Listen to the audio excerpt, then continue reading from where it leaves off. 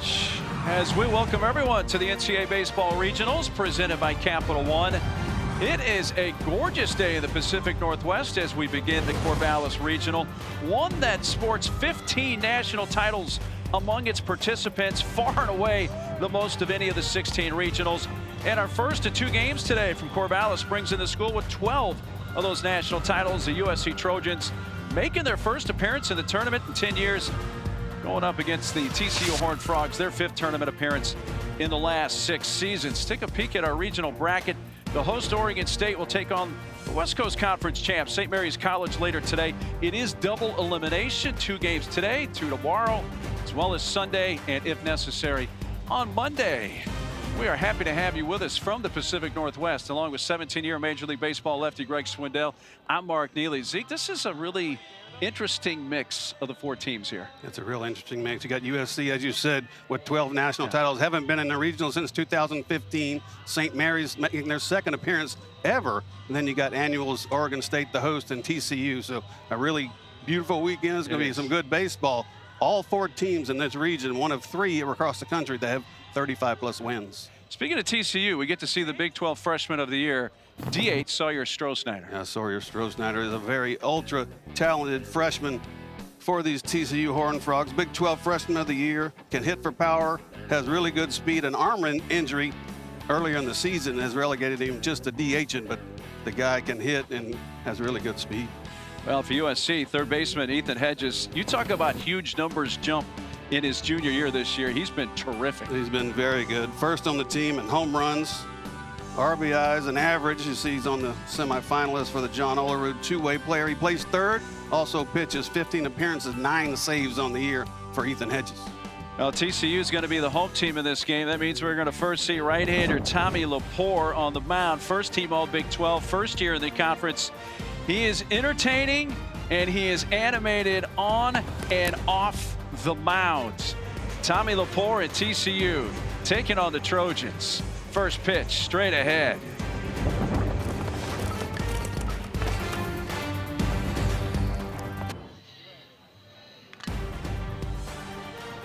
Well, the NCAA Baseball Regionals are presented by Capital One. What's in your wallet? And in part by DQ. Happy tastes good. Pacific Northwest on this Friday afternoon. Goss Stadium on the campus of Oregon State, the host of this Corvallis Regional. USC and TCU are first of 2 games. Let's take a look at the Trojan batting order.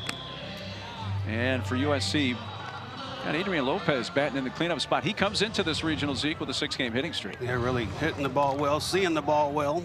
2nd on the team with a .337 average behind Hedges. 21 doubles on the season. He's got 69 hits on the season mark, and 31 have been for extra base hits. A really big presence in the box for USC.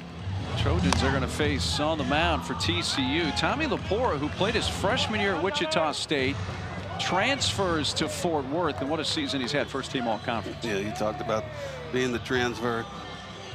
You'll see a lot of energy out there with the power arm from Tommy Lepore. He has hit 100 miles an hour, sits around 95, 96 with the fastball. Slider is a strikeout pitch, but this young man you saw going to break, how he prepares himself, well, you're going to see it all out there on the mound today. Really talented right-hander for the Horned Frogs. He'll have an energy drink or 2 during the game, and a lot of times the can gets smashed on the head. We'll keep a close eye on that. Ready to go. This Corvallis Regional on a gorgeous Friday. First pitch on the way from Tommy Lepore. There's a fastball a little upstairs, and off we go from Corvallis. First pitch of the game, 97 there from Lepore. A very big hello and how do you do, huh? Braden Dowd fouls that off.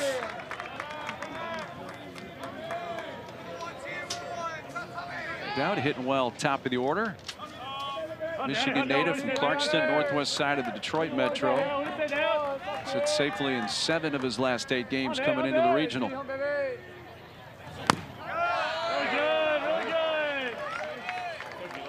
98 on that last one. He's got a little juice in him today. That one has some good downhill angle to it. Just ran out of the strike zone. Look for Braden Dowd to try to get the head out on this fastball. And he does. Pulls it through the right side. Dowd gearing up. And leads off the regional with a base hit for the Trojans. Take a look at the Horned Frogs defense behind Tommy Lepore.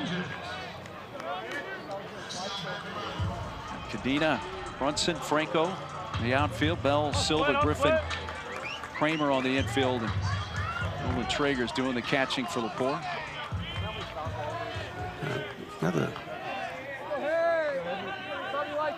You got Lepore throwing 97, 98 miles an hour, but yet you still shift the infield on the entire left side. I would think sometimes that it would be hard to turn on. But a big key for Lepore is getting ahead, because he likes to go to the slider once he gets ahead.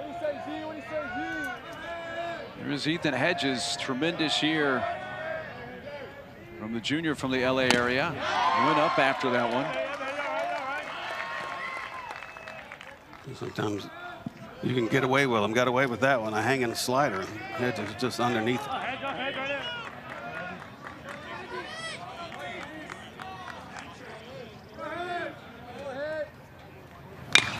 Pulls this one foul.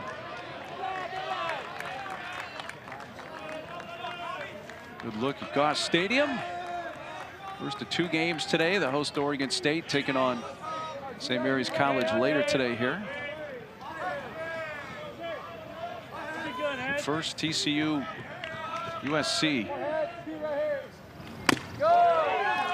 that is strike 3 on that low outside corner with the fastball. It gets him looking at 98 miles per hour. Yep.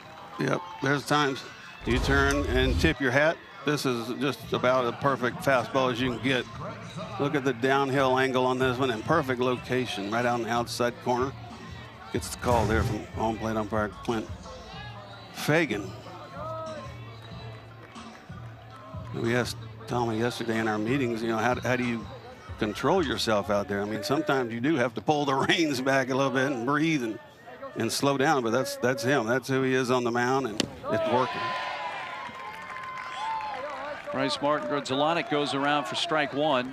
Lepore listed at 6'4", 230 pounds. I think those numbers are pretty accurate. Sometimes you'll see rosters where they get a little exaggerated, but Lepore seems to be a wrestler and a linebacker. He spiked one on the pickoff attempt at first. Yeah, we met a few of these young men from the team just they saw him all during practice, and he's legit. He's all that they've talked about. 6'4". I mean, his hands, when we shook his hand, I mean, a strong grip that enables, I mean, the body, the build.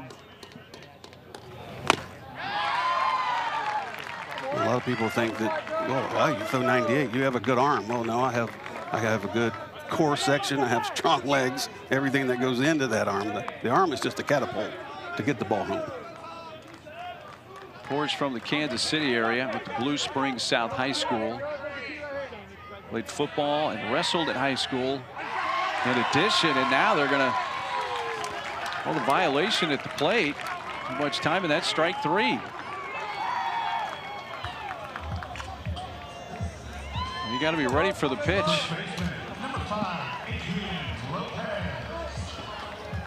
The plate umpire Clint Fagan came out and said, too much. Right out of the chute. Top of the first inning here with 0-2 count. That becomes the second strikeout of the inning for Lepore. And 1 out. Here's a cleanup hitter, Lopez, first to check on Dowd.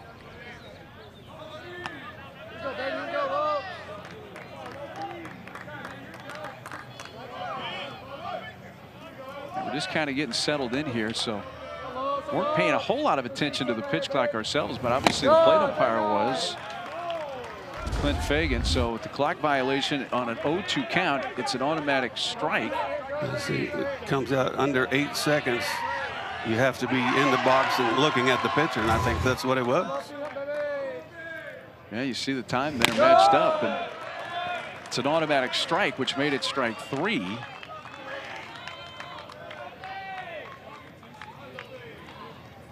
Lopez.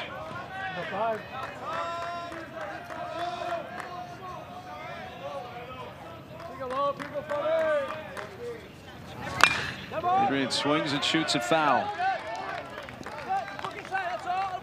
Lopez played his true freshman year last year at Long Beach State.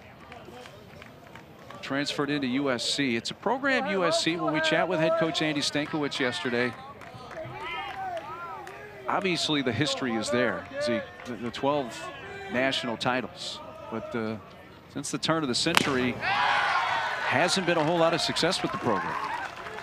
Yeah, I mean, I think it is the other programs in the country have kind of taken steps forward, facilities, things like that. Players want to go where the stadiums are nice, and USC's in the midst of getting a renovated Dado Field there in LA. But third season for Stankiewicz. In his first season, they really thought that they were going to make the NCAA tournament. They were one of the first teams out after his first year. And they were stressing it on the selection Sunday earlier this week. And one of the last 4 in. You don't know that till after the fact. You know you're on that bubble, and all you can do is wait on selection day. And they went into pool play at Big Ten tournament, lost to Penn State in the first game 2-1, and really looked at the Washington game as a must-win for them. That ball's belted deep but foul. And it was a game they did win by a run, 6-5, and they really feel like that's the win, though it was not important as far as advancing in the Big Ten tournament because they were going to be out. It was a big win to get them in the NCAA tournament. And that's where you look when you get into postseason. Do I need one more win? When we get to postseason, especially tournament play. That shot towards right center field. Going with the pitch on 3-2 and 2 outs down, advances to third as Lopez drops it into right. Second single of the inning for the Trojans, and they have first and third with 2 outs. Didn't try to do too much with this pitch, did Lopez. You'll see the ball, the fastball tailing in, just drop the hands. You don't have to swing hard against a pitcher like Lepore. He's going to supply the power. Just a nice, easy swing from Lopez, and we got runners on the corner.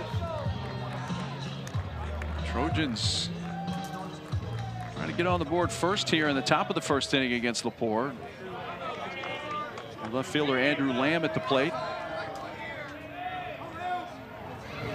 In front of the first pitch. I think he might have been geared up looking fastball there and didn't get it. Yeah, that's going to happen when you're 97, 98. You're geared up for that one. I mean, you can get away with it. You got away with one hanging right there. The big shift on, especially on the right side. Goes right back at him. That time elevating the gas at 98. It's 0-2. I don't care who you are, you're not going to catch up with that. No. Right around high 98. If you're Lepore, does that mean you go right back up there? I'd like to bury the slider on the back foot, but if I threw 98, I would throw 98 every time. Went with the off-speed, though. He did. His off-speed pitch, which qualifies at off-speed, even though it was 90 miles per hour. 90-mile-an-hour changeup. Yeah. First and third, 2 outs. Trojans trying to get on the board in the first. Lamb wave and a miss. 3 strikeouts in the inning for Lepore. Jacks off the field, and the Trojans strand a pair. 2 hits, 2 left. TCU coming up when we come back.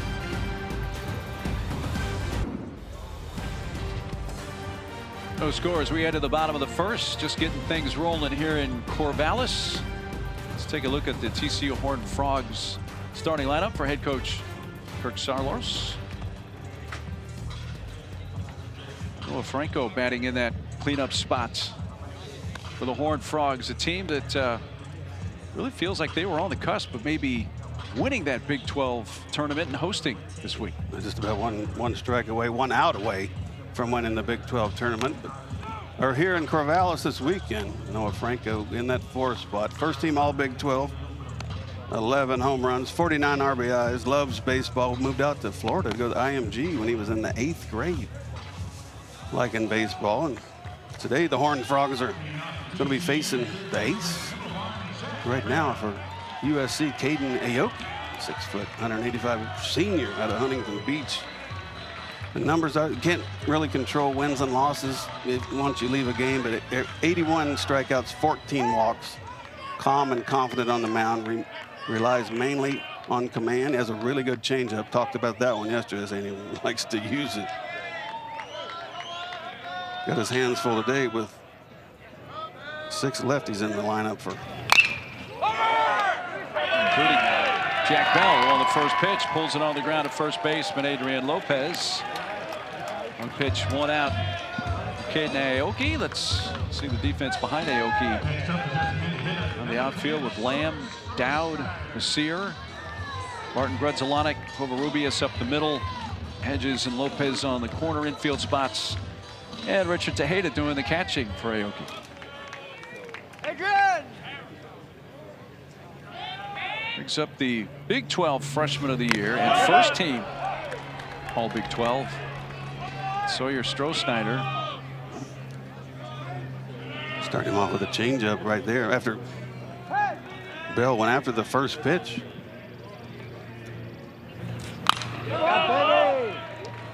Stroh-Snyder injured his left shoulder, his throwing shoulder, not long ago. It affects his throwing, but not his swing. So he is used strictly as a DH here down the stretch. He'll have to have some postseason surgery on that left shoulder. Very nice, Richard. Very nice.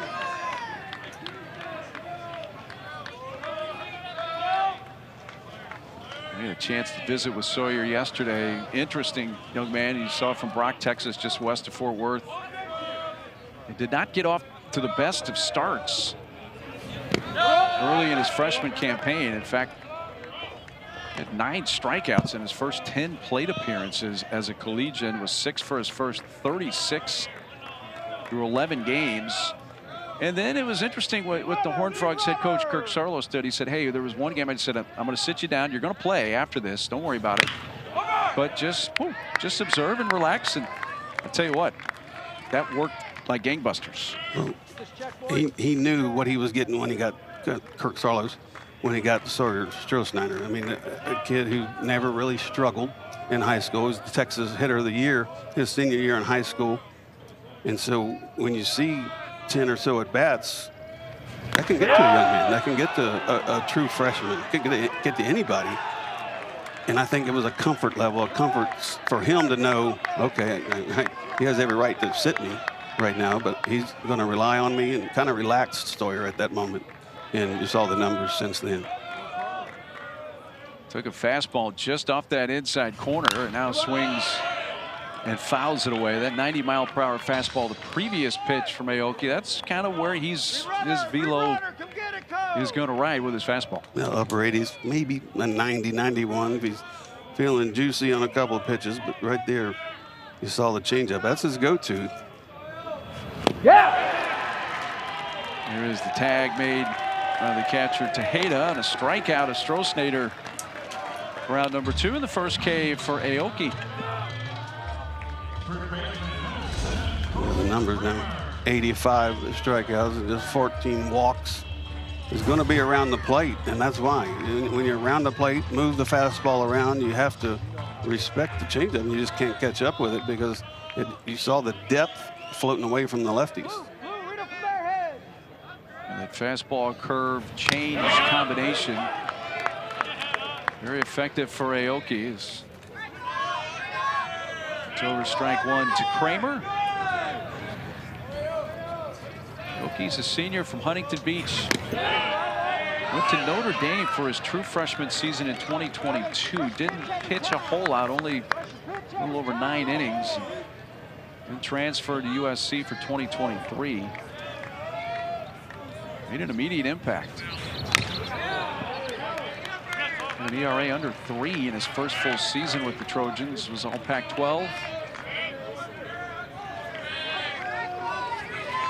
Faces senior from this part of the country in the Pacific Northwest, Cole Kramer, who's from Arlington, Washington.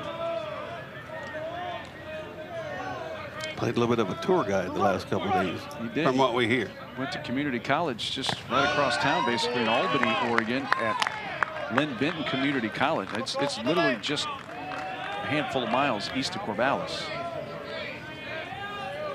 Played 2 seasons there. And off the outside edge. You hit the mitt, you think you're going to get the call, but set up a little off the plate. Takes a lot of an umpire not to get in the moment right there, but Clint Fagan not to call him. A 3-2 pitch coming from Aoki. Chop right back to the mound, knocked down the underhand casual flip by Aoki to get the 3rd out, and he sets down the Frogs in order after 1 from Corvallis. No score.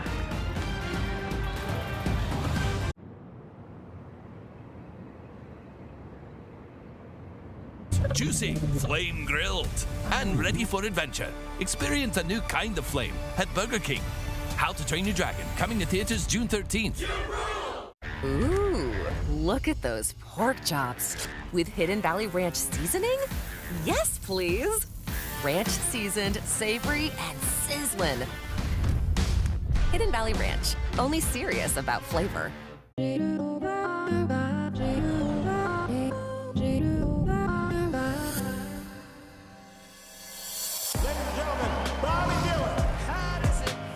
When the monsters come, all you can do is scream. You were the last person to see the president alive. Did you kill him? They will never see us coming. Better? Yes, better.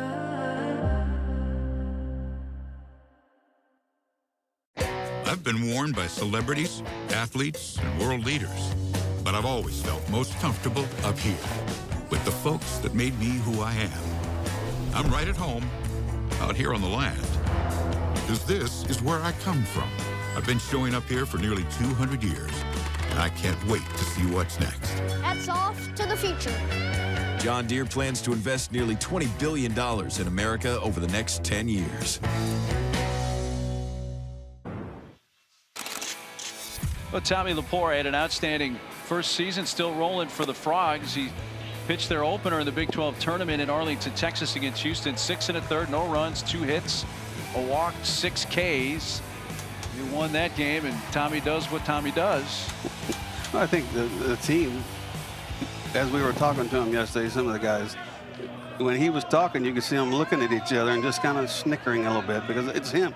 It's what you get. He's going to bring energy. The team behind him knows that, and it's refreshing to know that on a day when he's not pitching, he's the same way. It's not just an act. It's not just an energy drink. It's who he is and what he brings to the table. He won the opener in Arlington for them against Houston. Yeah, really good. And the Frogs beat Kansas and put them in the tournament title game. They lost to Arizona 2-1 in 10 innings. Arizona scored in the 9th to tie it, and then the Cats scored in the 10th, wound up winning it 2-1. And prevented the Frogs winning the Big 12 tournament after TCU finished in 3rd place Big 12 regular seasons. Avery Covarrubias leading off USC in the 2nd.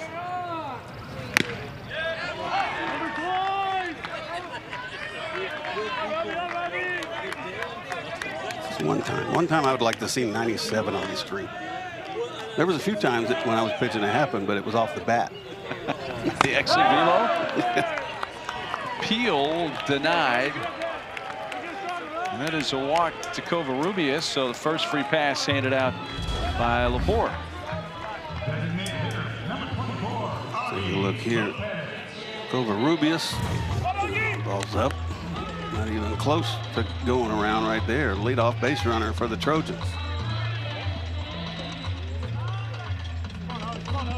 We'll bring up another left-handed bat. The other Lopez in the batting order for USC, Augie Lopez. The 2 Lopezes not related. Shift is on. It's the 2nd time that Lepore has spiked the throw over to first already today, and Cole Kramer really bailed him out that time. Yeah, you really don't want to let the ball get past you, but if anything, it's not too far over there to the wall and to the screen. behind first base. A couple of good scoops by. Gonna let that ball get by.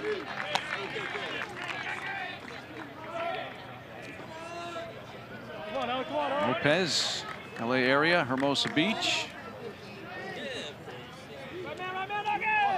Big 10 all freshman team this year. I think we're all still getting used to talking about USC being in the Big 10. When we talked with Andy Stankiewicz, the head coach of the Trojans, he said, you know, since I took the job, Dado Field's been renovated for a couple of years, so they've kind of been nomads around LA County. There's a pitch down low, throw to second, not in time. A feet first slide there by Covarrubias, and he swipes his team leading 13th bag of the season. A good pick by Traeger. Behind home plate, the ball's down. There's a really good jump by Covarrubias. Looked like it could have been a hit and run, but he looked in. The ball in dirt. Traeger just a good job of securing the ball and making a strong throw, just a little late. Augie Lopez gets jammed up. That hit off the body. He pops into fair ground, but it's a dead ball foul. The other piece in the equation that Andy Stankiewicz mentioned was, since he took over, then of course there was the conference change. I mean, a lot of different things going on. Ballpark's getting redone, which should be ready next year. They were able to start practicing on that field about a month into the season, which he thought was a big deal, just so they could get back to Dado.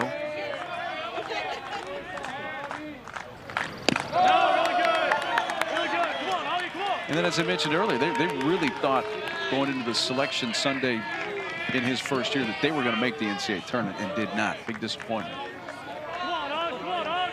Well, he's won over 30 games each of his years. So you keep putting up wins and keep putting up the records that the Trojans have with Andy Stankiewicz and the coaching staff. You're going to get in, and now they're here, and they want to do something about it. Lopez chasing that one upstairs, the fourth for Lepore. Strikeout on the day. And if you're going to catch up with that one, you got to be a little quicker. He's going to get by you. All the outs for Lepore and TCU have come via the strikeout. We'll face Jack Basir, the right fielder. Lepore making his 16th start of the season.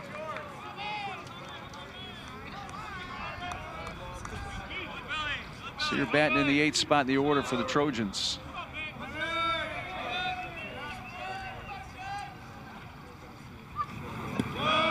Two losses for Lepore this year. They both came in his second and third starts of the season so early on, and they were to Arkansas and Southern Miss, both NCAA tournament teams this weekend. TCU as a team is 11-4 in his 15 starts coming into today.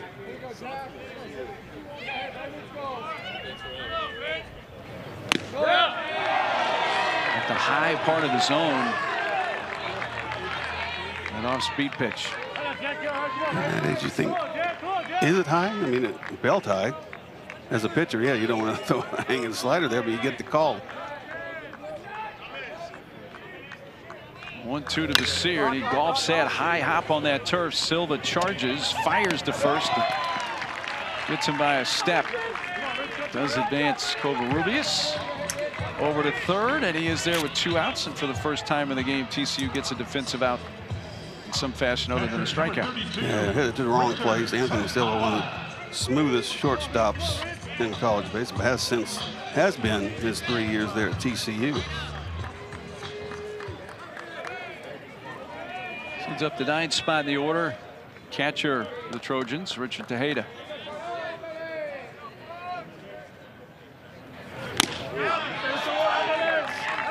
First pitch strike from Lepore. You saw Basir go up there and swing at that fastball and fouled it off straight back. So now Tejeda coming up, started him off with a breaking ball. He lines one to right center field and gets USC on the board first. A 2-out base hit brings in Covarrubias, who had walked to begin the inning, and the Trojans take a 1-0 lead in the second. Crazy how leadoff walks will come around and score right there. Fastball elevated. He does a good job of getting there with it. And that's just a line drive to right field.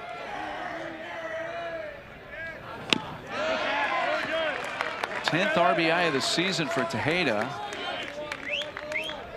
Back to the top of the order. Braden Dowd, who had a base hit to right center his first time up. Shift on the right side.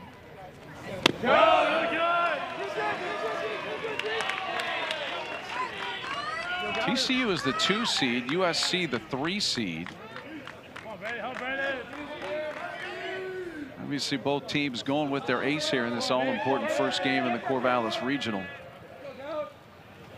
That ball's belted to right field and right on the warning track. It's run down by Franco. Hit well by Dowd, who's hit 10 out this year, but flies to deep right.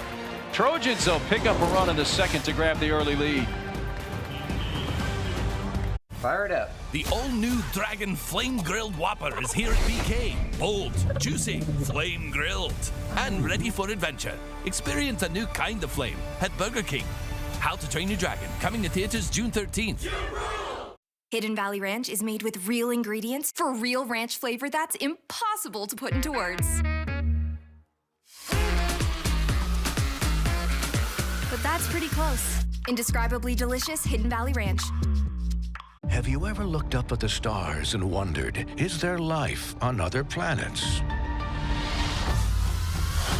It's really happening!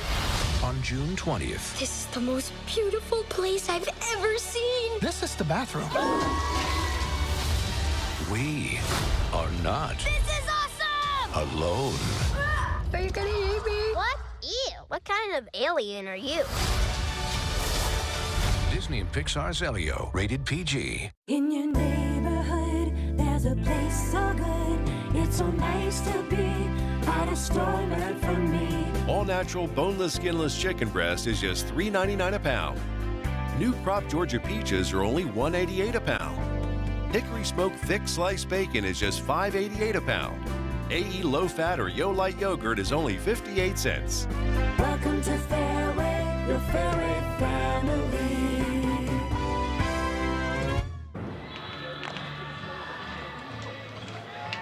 Well, it may seem it can go without saying, but obviously, Zeke, winning your opener in a regional is big, and if you can win the first two, now you sit pretty. Yeah, I mean, you get into tournament play where weekends can go by pretty fast. It helps to stay in the winner's bracket. Obviously, by those numbers right there, if you lose that first one, it's a long weekend and a tough hill to climb in just a few days, especially at this point. Sometimes teams might be a little short on pitching. Some teams are a little strong. USC getting the game's first run at the top of this second inning, bottom half. 4, 5, and 6 for the Frogs. Noah Franco, freshman right fielder. The changeup's filth. Starts out, I mean, just off the plate outside to the lefty, and really has good depth to it away from him, even more. On the left field side, that's slicing foul.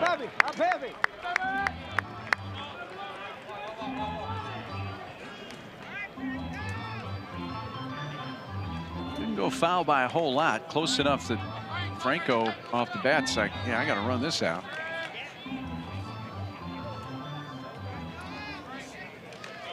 You don't want to be caught jogging to first or still in the box.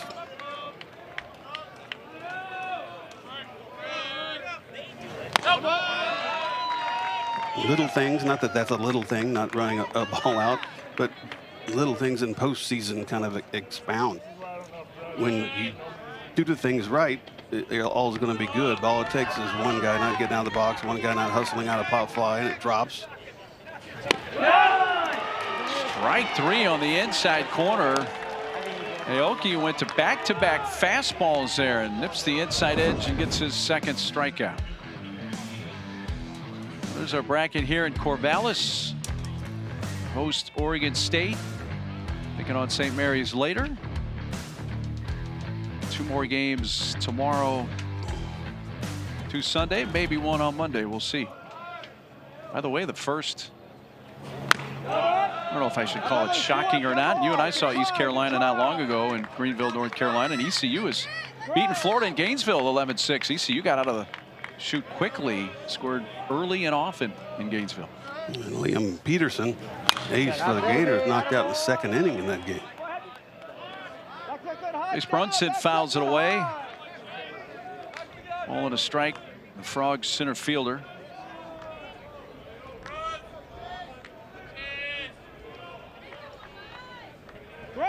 Brunson, 2nd team All Big 12 this year.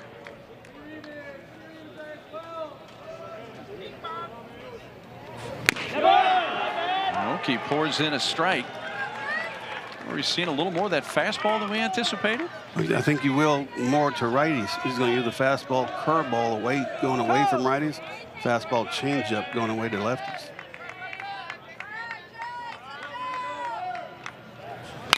Let's see if that's playable. Coming back towards the first base dugout, keeping an eye on it. And what a play! The catch was made, but did he step on the dugout? Now he's changed his call, or at least Clint Fagan, the plate umpire, initially kind of waved it off, and now he says yes, it is a catch. Kirk Sarlos has come out. He wants an explanation. There is a step there leading down to the dugout. Really good concentration right here. Look at the corner of the dugout, right in the ribs. Still able to hold on to the baseball. You can see immediately Clint Fagan said, you know, all good about the top step right there, and just waited to see if he had the baseball. And that's what the call was, the safe sign that he wasn't in the dugout. One more step down and he would have been out of play, and it would not have been a legal catch. First pitch swing and line towards left center field. Long run, and a diving catch is made in center field by Dowd. Didn't take the quickest route, but he kept an eye on it and wound up coming up with a headlong diving catch.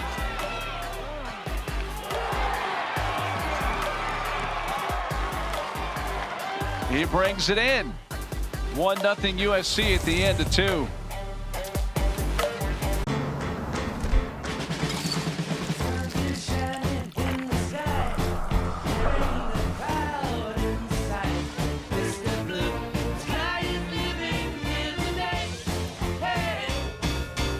Get a taco to go plus a big Q for $2.99. Taco to go, taco to go, taco to go, taco to go, taco to go, taco to go, and a big Q and a big Q. Taco to go, taco to go.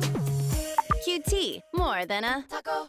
Ooh, look at those pork chops. With Hidden Valley Ranch seasoning?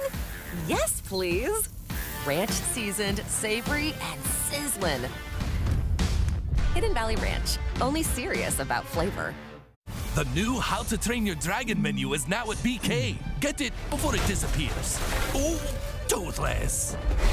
Bold, tasty, and dangerously delicious.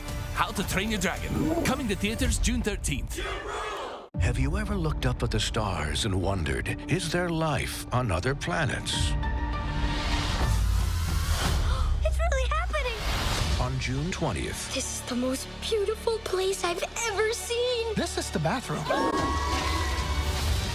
we are not This is awesome! alone. Are you gonna eat me? What? Ew. What kind of alien are you? Disney and Pixar's Elio, rated PG. Back at Goss Stadium in Corvallis, Oregon. Mark Neely along with former big league lefty Greg Swindell. USC making their first tournament appearance in 10 years. TCU, kind of old hat for them.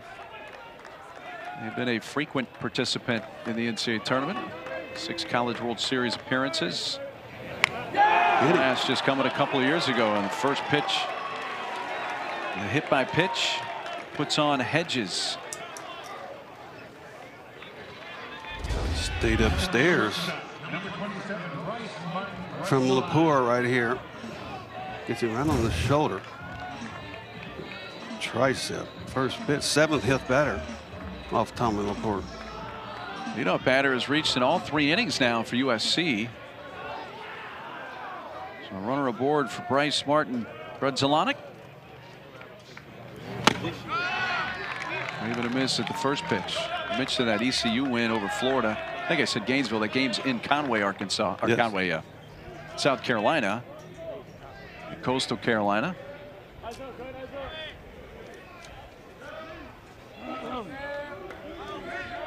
Grudzielanek, a strikeout victim his first time, and takes low from Lepore.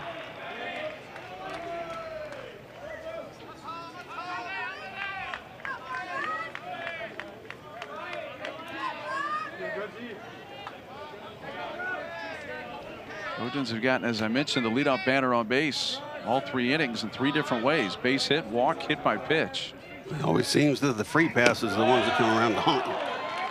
Which happened last inning when Covarrubias walked, stole second, went to third on a ground ball, and scored on a 2-out hit by the catcher, Richard Tejeda.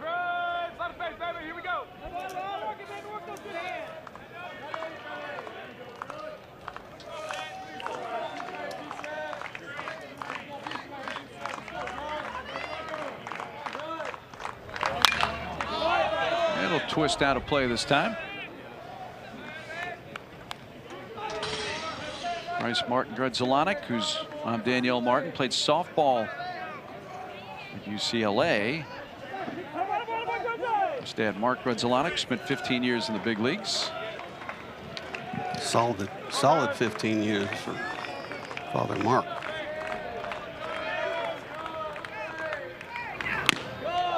His dad's era in the big leagues and your era in the big leagues had some crossover time. A little bit. Faced him a few times. How'd that work out? Got a few hit. 3 for 13. I'm glad you asked. 3 for 13 with a double.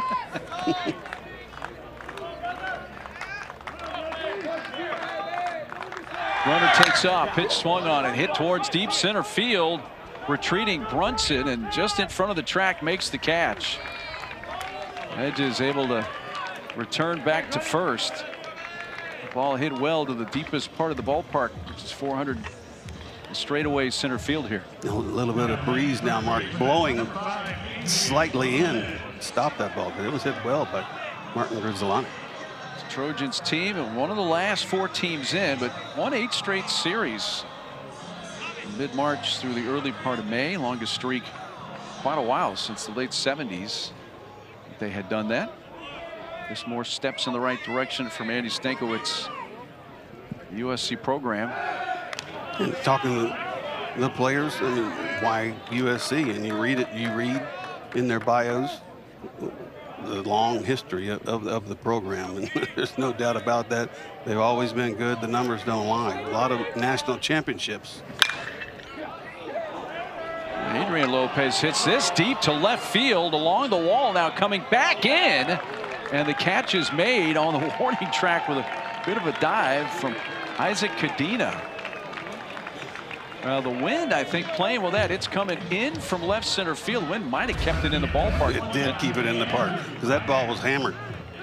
That ball went a long way. Cadena finds the wall and then has to come back and reverse the course there a little bit.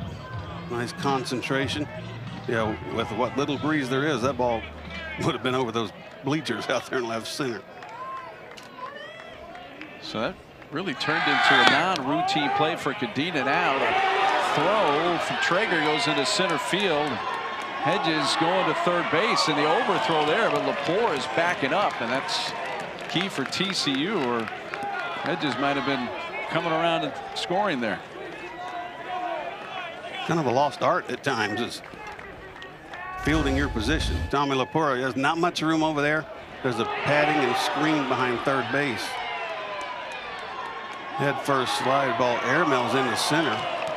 Brunson makes a strong throw, just a little high, and Tommy Lepore, playing his position, backed it up and able to keep Hedges at third. Now 10 for 10 on the year in stolen bases. Throwing error on Traeger allows him to go to third, only the second error of the season against the TCU catcher. Andrew Lamb up with a chance to add to the Trojan 1-0 lead here in the third.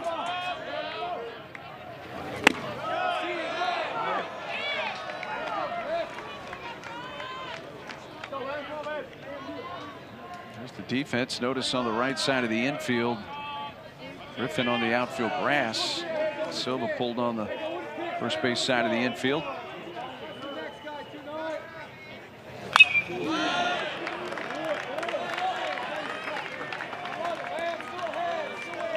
I forget that screen's there sometimes. He had a pitch to hit there, 2-0. Yeah, he did. And took a good hack. Lamb down, swinging his first time up. Son of another former big leaguer, Mike Lamb.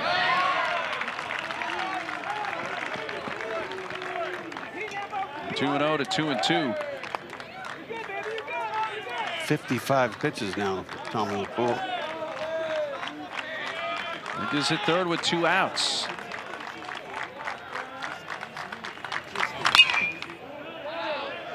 That'll get out left side.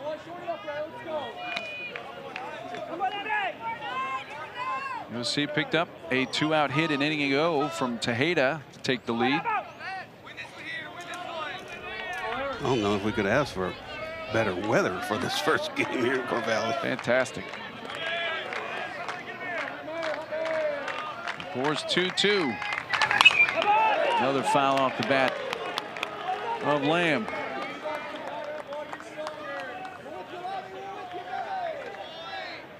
Good look at the day. Not a cloud in the sky. Temperature's 73, but it only feels like 68. It's the opposite of the weather in your home state of Texas. I was just going to say. It's nice to see the weather going down in temperature, not up. Nice backdoor slider there from Tommy Lepore. Lepore gets his 5th strikeout and keeps the Trojans off the board in the inning.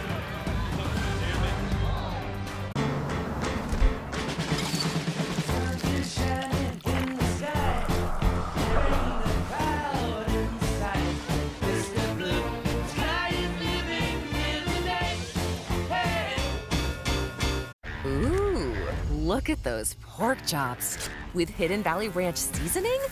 Yes, please. Ranch seasoned, savory, and sizzling. Hidden Valley Ranch, only serious about flavor. Businesses are the backbone of our communities, and Bank of America is the best bank for small and medium-sized businesses. With over 3,700 dedicated business specialists across the nation, we're on your corner and in your corner. Because when businesses prosper, communities thrive. What would you like the power to do? Bank of America. Contact one of our local business specialists at bankofamerica.com/local business. Fire it up. The all-new Dragon Flame Grilled Whopper is here at BK. Bold, juicy, flame grilled, and ready for adventure. Experience a new kind of flame at Burger King. How to Train Your Dragon, coming to theaters June 13th. The UFL is the spring football league. More of what you love. The atmosphere, the intensity. Must see for every football fan. The United Football League. All season long on ESPN, ABC, and ESPN+. Now the Horned Frogs season recap. Again, the season was rolling along for them. A couple of injuries, including a significant one late in the season we'll talk about in a moment. But Stroh-Snyder, Big 12 Freshman of the Year and runner-up in the Big 12 tournament. And they were looking at hosting for quite a while. Yeah, they were right there. I mean, still had the resume possibly to host. Losing that championship game, I believe, cost them playing in Fort Worth this weekend. First pitch hacking. Anthony Silva bounces out to Covarrubias.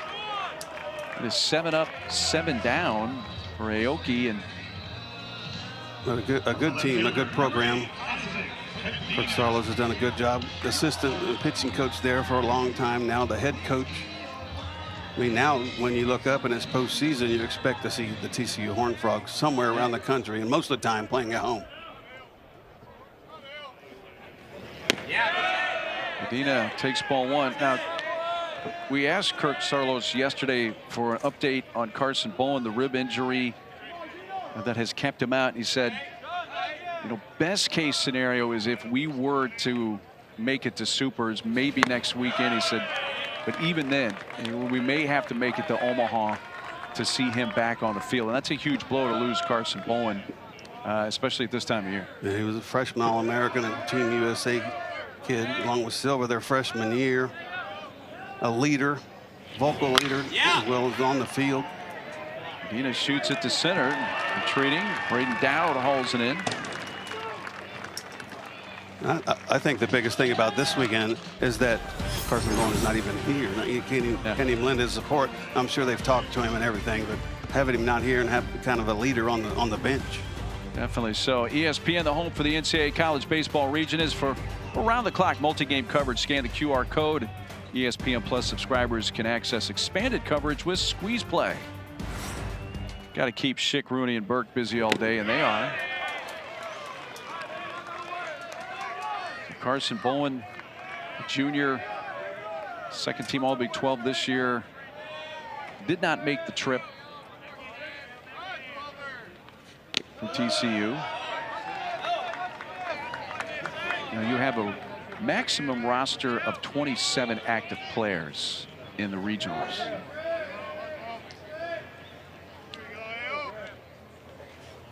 That's to the right side and a bounce to first, and stepping on the bag, Lopez. 9 up, 9 down, and just a 7-pitch inning there for Caden Aoki.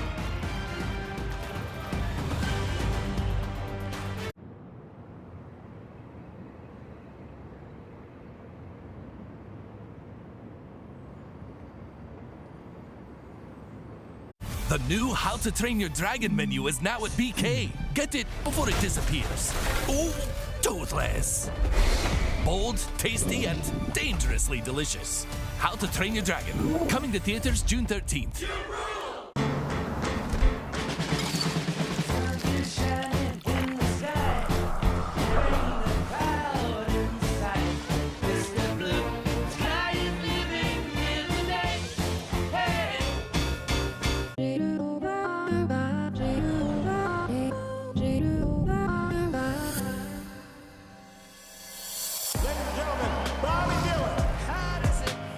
When the monsters come, all you can do is scream. You were the last person to see the president alive. Did you kill him? They will never see us coming. Better? Yes, better.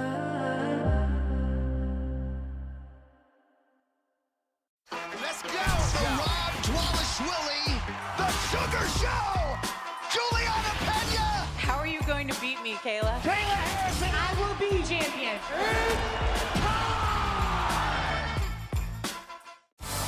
The Women's College World Series on the networks of ESPN. Yeah, we were really looking forward to this pitching matchup between these two very different pitchers in a lot of ways. Aoki and Lepore. There's your numbers through 3 innings.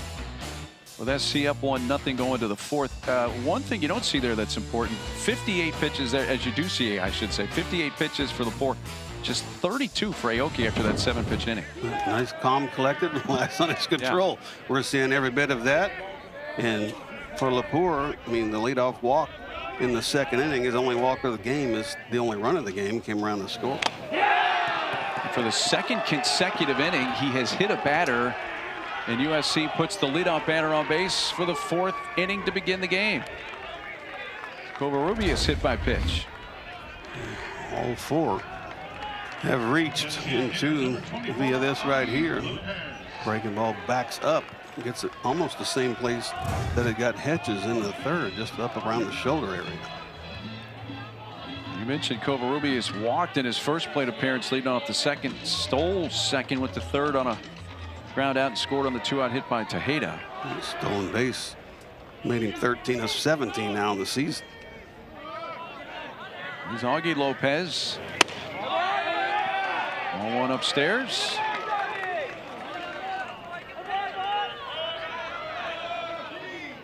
True freshman Augie Lopez, Big Ten all-freshman team this year. Couple homers on the year. His first collegiate homer came against Nebraska. Hit another one against UCLA in May. He has won an appeal. And the 3rd base umpire has no swing. Felix, the umpire, over at 3rd base. With that, Kirk Sarlos will go out and just have a little conversation here with his right-hander.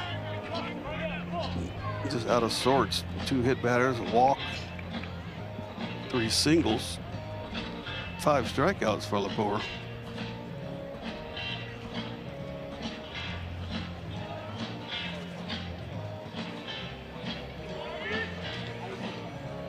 Well, the NCAA regional coverage for all 16 sites continues tomorrow on ESPN Plus as well as the ESPN app. For more information, you can visit NCAA.com, the home for all 90 NCAA championships. Just a little reconnaissance there from head coach Kirk Sarlos. See how his pitchers doing out there? Yeah, he runs the pitching staff. He was the pitching coach for a long time before being the head coach. And could be mechanical. He's watched Tommy Lepore all year. In some ways, TCU's fortunate to this point. They've only allowed the 1 run, allowing the leadoff batter to reach. A lot of traffic on the base pass. That's through the right side and into right center field. Covarrubias has taken the turn, going to third. And the Trojans have something going in the 4th. First and third, nobody out as they pick up their 4th hit of the game. 4th hit, 4 singles. Finding the hole with the shift on, still able to hit it hard enough through the infield to get out there to right. And Covarrubias never stopped all the way to third base. 1st and 3rd here for the Trojans. Jack Basir, the right fielder at the plate. There's a first pitch strike that time. That fastball at the knees from Lepore. Basir grounded out to short, first time up.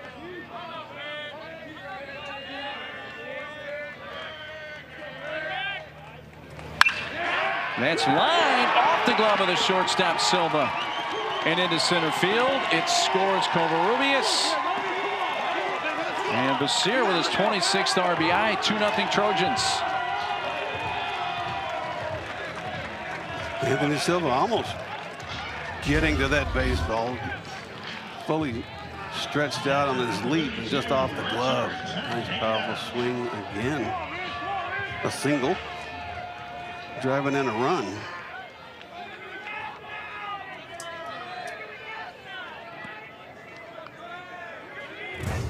Covarrubias has scored both USC runs today. Looking for the bunt. It's laid down. It's a beauty. Lepore looked at third. He goes late to first. Tejeda, who had the RBI single first time up, wanted to bunt the runners over and laid down a beauty and beats it out, and the bases are loaded. A little out of sorts right here for Lepore. As a pitcher, you know the speed of this baseball is not, it's slowing down. You have to go a long way to get it. Shouldn't even be a look to third base right there. You should go right to first and get the out. Does not.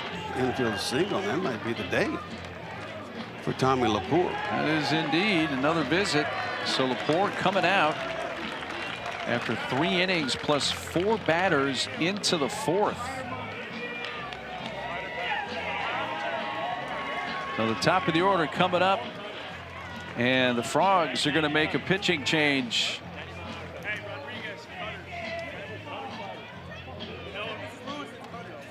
The new How to Train Your Dragon menu is now at BK. Get it before it disappears. Oh, toothless. Bold, tasty, and dangerously delicious. How to Train Your Dragon. Coming to theaters June 13th.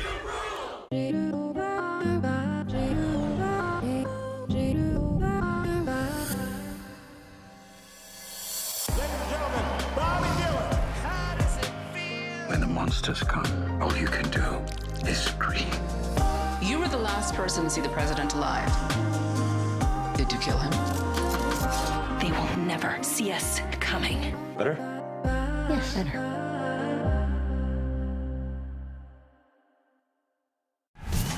Your brain with Allegra versus some allergy medications during rush hour. Some allergy medications can make you drowsy. But Allegra is different.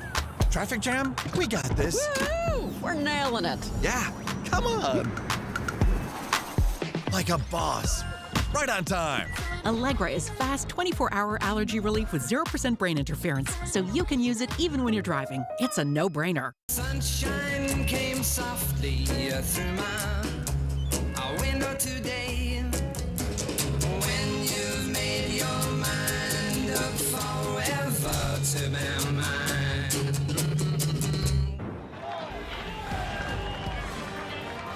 Now Tommy Lepore making his 16th start of the season.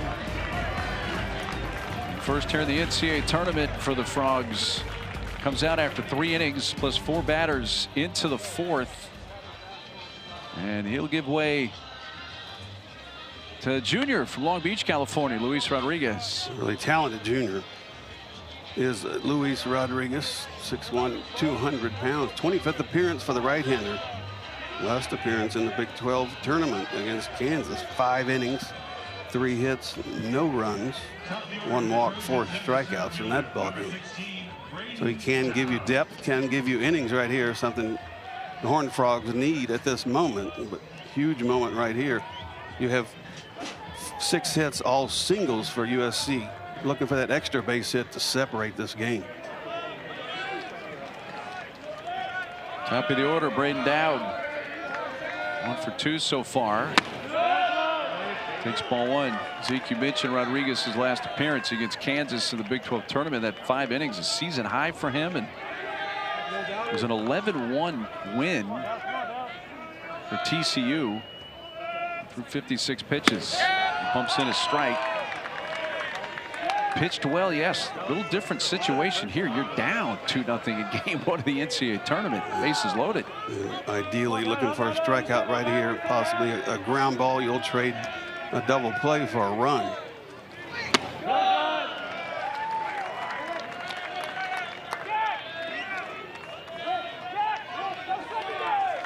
Big deep breath there for Rodriguez. Important pitch right here for Rodriguez. 2-1, fooled him, swung over the top of it, 2-2.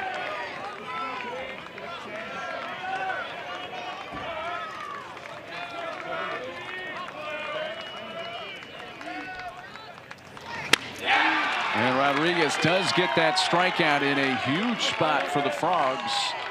First out of the inning. 87 miles an hour, kind of turns it over a little bit. Back to back, away from Dowd, swinging right through him. Big out for TCU. Well, now Rodriguez has to face the top hitter this season for the Trojans with the bases loaded, 1 out.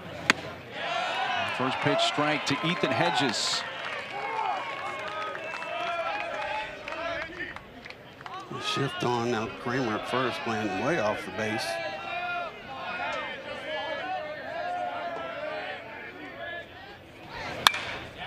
Hedges behind it, fouls it away, and Luis Rodriguez gets ahead 0-2. Hedges is a good enough hitter where now with 2 strikes, you see the big opening on the right side of the infield. Just try to poke something that way, try to get a run out of this situation.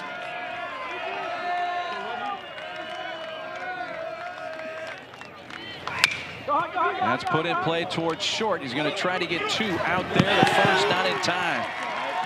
I wondered, Zeke, with that ball hit not all that hard, if he was going to think about coming to the plate for a force out there. 2 hopper to Silva. Try to get thinking double play right there and get out of the inning. Yep. See the big hop comes and gets it, but looks like where the runner was. Possibly could have went home, but did not. Got at least 1 out. I certainly understand why he tried to go for 2 there, but he back was against the wall trying to get out of the inning. But ball not hit all that hard, and brings in another run, and it gives a 2-out chance, and a line drive is hit to left by Martin Gredzelanek to retire the side. But a couple of runs here for the Trojans. They take a 3-0 lead. When we come back, we'll visit with their head coach, Andy Stankiewicz. The new How to Train Your Dragon menu is now at BK. Get it before it disappears. Oh, toothless. Bold, tasty, and dangerously delicious. How to Train Your Dragon. Coming to theaters June 13th. Businesses are the backbone of our communities. And Bank of America is the best bank for small and medium-sized businesses. With over 3,700 dedicated business specialists across the nation, we're on your corner and in your corner. Because when businesses prosper, communities thrive. What would you like the power to do? Bank of America. Contact one of our local business specialists at bankofamerica.com/local business. Hidden Valley Ranch is made with real ingredients for real ranch flavor that's impossible to put into words. But that's pretty close. Indescribably delicious Hidden Valley Ranch.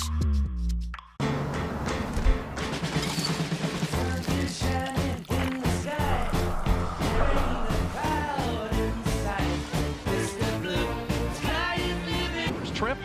10 years for the Trojans. Big deal gets rolling today here, Coach. Let me first ask you, Andy, the offense, you knock out Lepore, his shortest outing of the year, 3+ innings. What did you see? What was going well enough offensively against the starter? Well, I thought we held our ground a little bit. We got hit by pitches, right? We talked about staying in there, don't give an inch. And so I think that certainly got us going, and maybe that didn't put him in a good spot. So when we're on a fastball, we know he's firm, and we probably haven't seen that type of fastball in a while. And so Richie Tejada jumped on a fastball to get us across the board early. And so, no, just a good approach. Not trying to do too much. The wind's blowing in, so looks like it's going to be tough. Just try to hit hard ground balls, hard line drives, and take our shot from there. You got to appreciate what you see on the mound with Aoki. He's kind of been this guy for you. Just nice and calm and hits the spots. Yeah, that's him. He's just a sharpshooter. He just fills it up. He can mix it up. He can throw any pitch in any count. You know, just it puts him in a good spot. He's starting to pop a fastball in when he needs to as well, and so he just knows what he's doing. He's an experienced young man. He's competitive. He's been our guy. So. Hey, Andy, let me ask you one more real quick. I mean, you're the program that has more national titles than anybody with a dozen. How big a deal to get back into this NCAA tournament for the first time in 10 years for USC? Oh, it's a big deal. I mean, I'm not going to sit here and act like it's not, because it is. It's step one for sure. It's kind of where we talked about wanting to get to, is we got to get here before we can go anywhere else. And so, so it's a good moment. I'm proud of the fellows. They've talked about this, wanting this, and so now we just got to do something with it. So it can't be just enough. Just seems right to have USC back in the NCAA baseball tournament. Appreciate the time. Thanks, Coach. All right, guys. Thank you. It's popped up, and it's being chased left side. Calling it is the third baseman, and the catch is made there nicely with the coach's box when Ethan Hedges to make the play. So the last time USC made the NCAA tournament in 2015, UC Santa Barbara was the host, but they couldn't play in Santa Barbara, and they actually played at Lake Elsinore. So you see the tournament history. So you go back a ways. You got knocked out by Virginia in the regional final 10 years ago in 11 innings. But there's the history, and what a history it is. And a foul at the plate by Stroh-Snyder.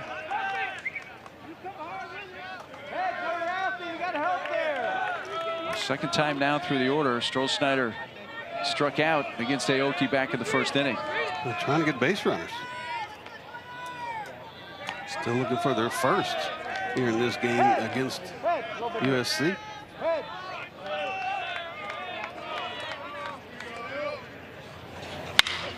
Ball's belted. He swings away deep right center field. It is up and long out. Home run. Sean Bunn on the first pitch, swinging away on the second, hits his 11th homer of the year. His team leading 51st RBI, and the Frogs are on the board. Got the base runners, and he went and touched all four right there. 109 miles an hour off the bat. Hit that ball really well. Got your right fielder Basier just took a couple of steps back. That ball hit really well by the freshman. More importantly, getting TCU on the board.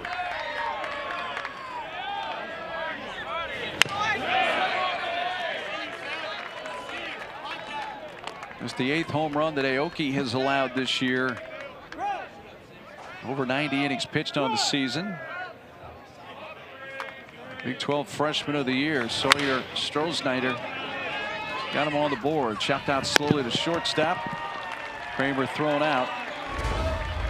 We're out number 2. Take another look at this one. It was a no-doubter off the bat, Zeke. Yeah, this one, he just let him go down and get it immediately. Dropping the head and dropping the bat. Strong swing, gets fully extended. And you don't have to take too many more steps. Almost clearing the scoreboard out there in right center. And went just a little to the right of that scoreboard.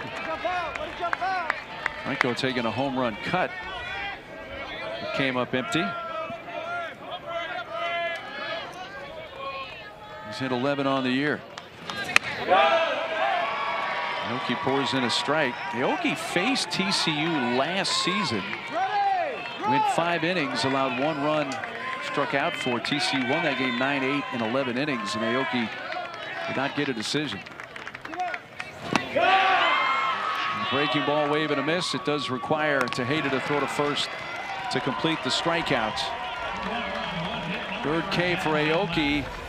TCU gets on the board with Stroh-Snyder's solo shot after 4. 3-1 Trojans. The new How to Train Your Dragon menu is now at BK. Get it before it disappears. Oh, toothless. Bold, tasty, and dangerously delicious. How to Train Your Dragon. Coming to theaters June 13th. Would you rather spend your summer like this? Hey, Jim, how's your back? Oh, you know. I hear ya. Or like this? What's happening? Welcome. Allow me to adjust your gravity. No, I'm fine. Gravity on. On June 20th, kick off your summer with Elio. Elio? Elio. You're more puny than I expected. I can say the same about you. These are the lava tunnels. And I am not fireproof. Just get in my mouth. Actually kind of comfy in here. Disney and Pixar's Elio. Rated PG, June 20th. The Women's College World Series on the networks of ESPN.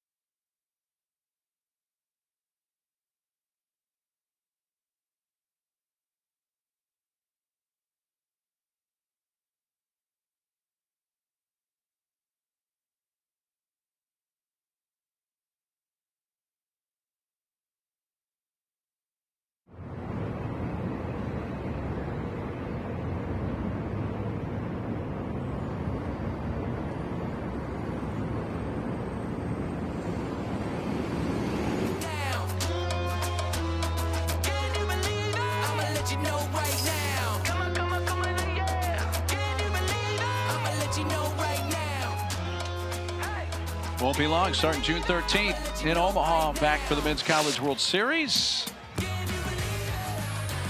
We'll be there this year. And USC, last time they went to the College World Series was 2001. Of course, TCU just went a couple of years ago. And 23 also went in 2021. 3-1 game as we the top of the 5th. Luis Rodriguez on in relief.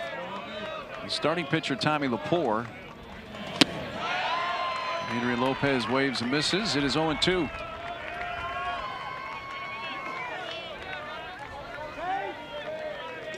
Adrian singled to right first time up, flied to left last time. Boy, Rodriguez had him completely off balance in that at bat. Now, only threw 9 pitches when he came in the game with the bases loaded, nobody out, and got out with just 1 run coming across the plate. And now 3 straight to Lopez and gets an out here in the 5th inning. Just 12 pitches, getting 4 outs for Rodriguez. Could be a pick-me-up for TCU. All went down low to Andrew Lamb. Struck out twice against Lepore, once looking. With a very nice sophomore year. You know, he missed a pretty good chunk of time to begin the season. First game of the year for Lamb wasn't until March 16th in Michigan. Big Ten play.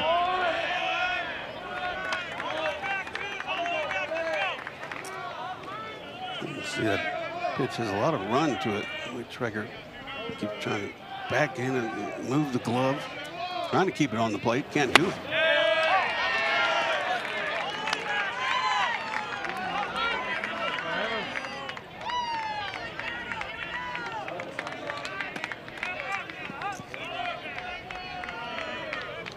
3-1 pitch. Lamb thought it might have been low, but it's called a strike. It looked like it could have been a little out of the zone. You still have to wait.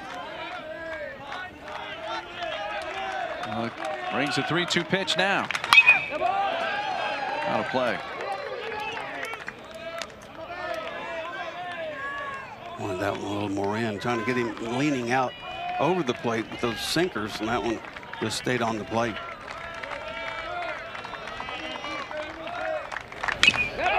Just got a piece of it, and then also got a piece, I think, of the catcher, Nolan Traeger.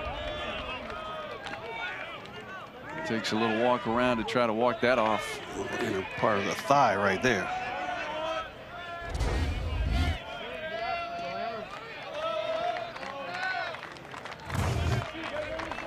Just underneath. Yeah. Another one again. Maybe a little piece of him as well, but Lamb staying alive. One out, base is empty in the USC 5th inning. 9th pitch of this at bat coming to Andrew Lamb. And now he works the walk. So a 9-pitch free pass. A 1-out base runner for the Trojans. Now this regional in Corvallis underway. Our second game later tonight. The host Beavers take on the West Coast Conference champs, St. Mary's Gales. 2 more games tomorrow as we get into the elimination Saturday. 2 on Sunday. Perhaps we'll see what happens if we have 1 on Monday. Ground ball right to second base. The shovel out there. Throw to first in time. Kind of slow developing. But Griffin got it to Anthony Silva, to Kramer, and in time. But let's see if they're going to perhaps challenge this. It was a good adjustment. Griffin right here bobbles it, finds it real quick, and a strong throw by Silva. Was it in time? That's close. But that bobble right there made it a real close play.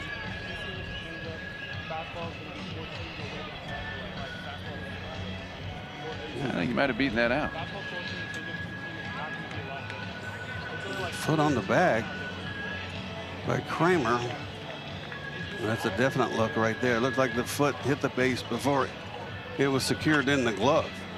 Enough, is it conclusive enough to overturn the call on the field, which was out for you? For me? Yes. I think he'll be safe at first. I agree. I think it should be enough to overturn it. Let's see if we are 1 for 1 or 0 for 1 on challenges to start the week. And sometimes we hear in our ear, but this we haven't heard right now. We haven't heard. It's gone to the Pittsburgh Control Center to take a look at. I think the inning will extend here. And by the way, you can see the safety bag that you can use after running out of first base. Yeah, once you pass the base, you can only come back to the white base. Yeah, now you got to stay on the white part. Yeah. I remember seeing somebody, and I can't remember who the player was and which team, who was standing on the safety base several pitches after he got on, and they tagged him out. And the player pointed, "Hey, you see that?" Yeah. And I saw it. Yeah. Is that enough to overturn the call on the field? We'll find out. We seem to think so here in the booth, but we are not the ultimate arbiter. If so, it would give Augie Lopez a 2-out chance and extend the inning.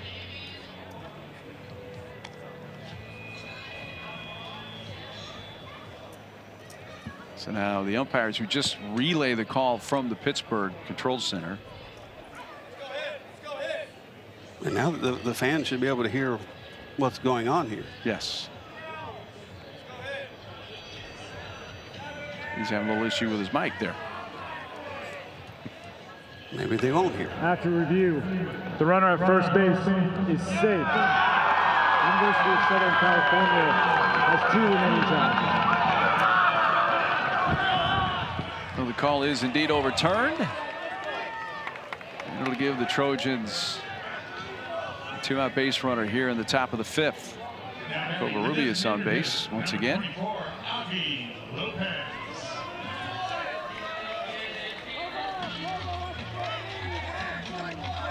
And it extends the inning for freshman Augie Lopez. I talked about earlier the little thing. It's a slight bobble right there, or you're out of the inning. Will it hurt TCU right here? Pitch out. Covarrubias, who had his team leading 13th steal back in the 2nd inning, not running.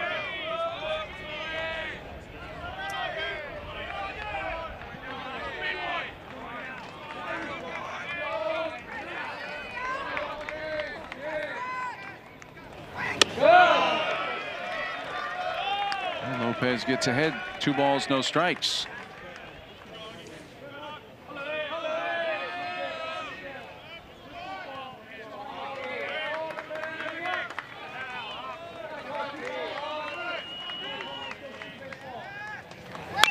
Augie Lopez fouled it off his foot or shin. When we get to bottom of the inning, we'll chat Kirk Saarloos, the head coach of the Frogs.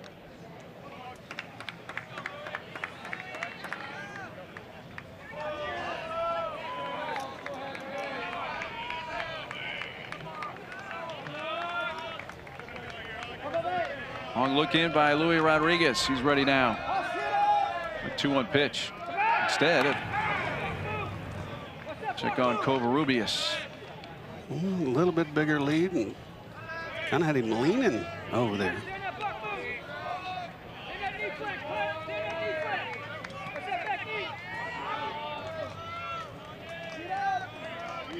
He inches out to a little bigger lead.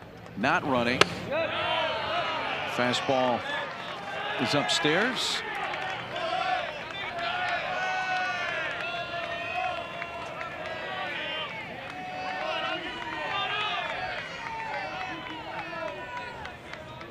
Three balls and a strike. Another lead by Covarrubias. I think he might be off right here. He is running. The pitch is high, ball 4. And second walk of the inning issued by Luis Rodriguez.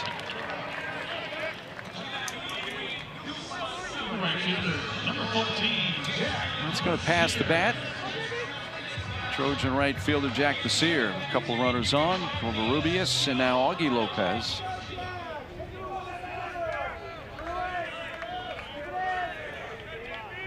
Look at the offense. USC has 6 of the game, 7 hits. He only hit TCU the Stroh-Snyder home run. That's out in the shallow left center field. Battling that sun, but underneath it, Anthony Silva makes the catch to retire the side. So TCU keeps him off the board. When we come back, we'll visit with the Frogs head coach Kirk Saarloos.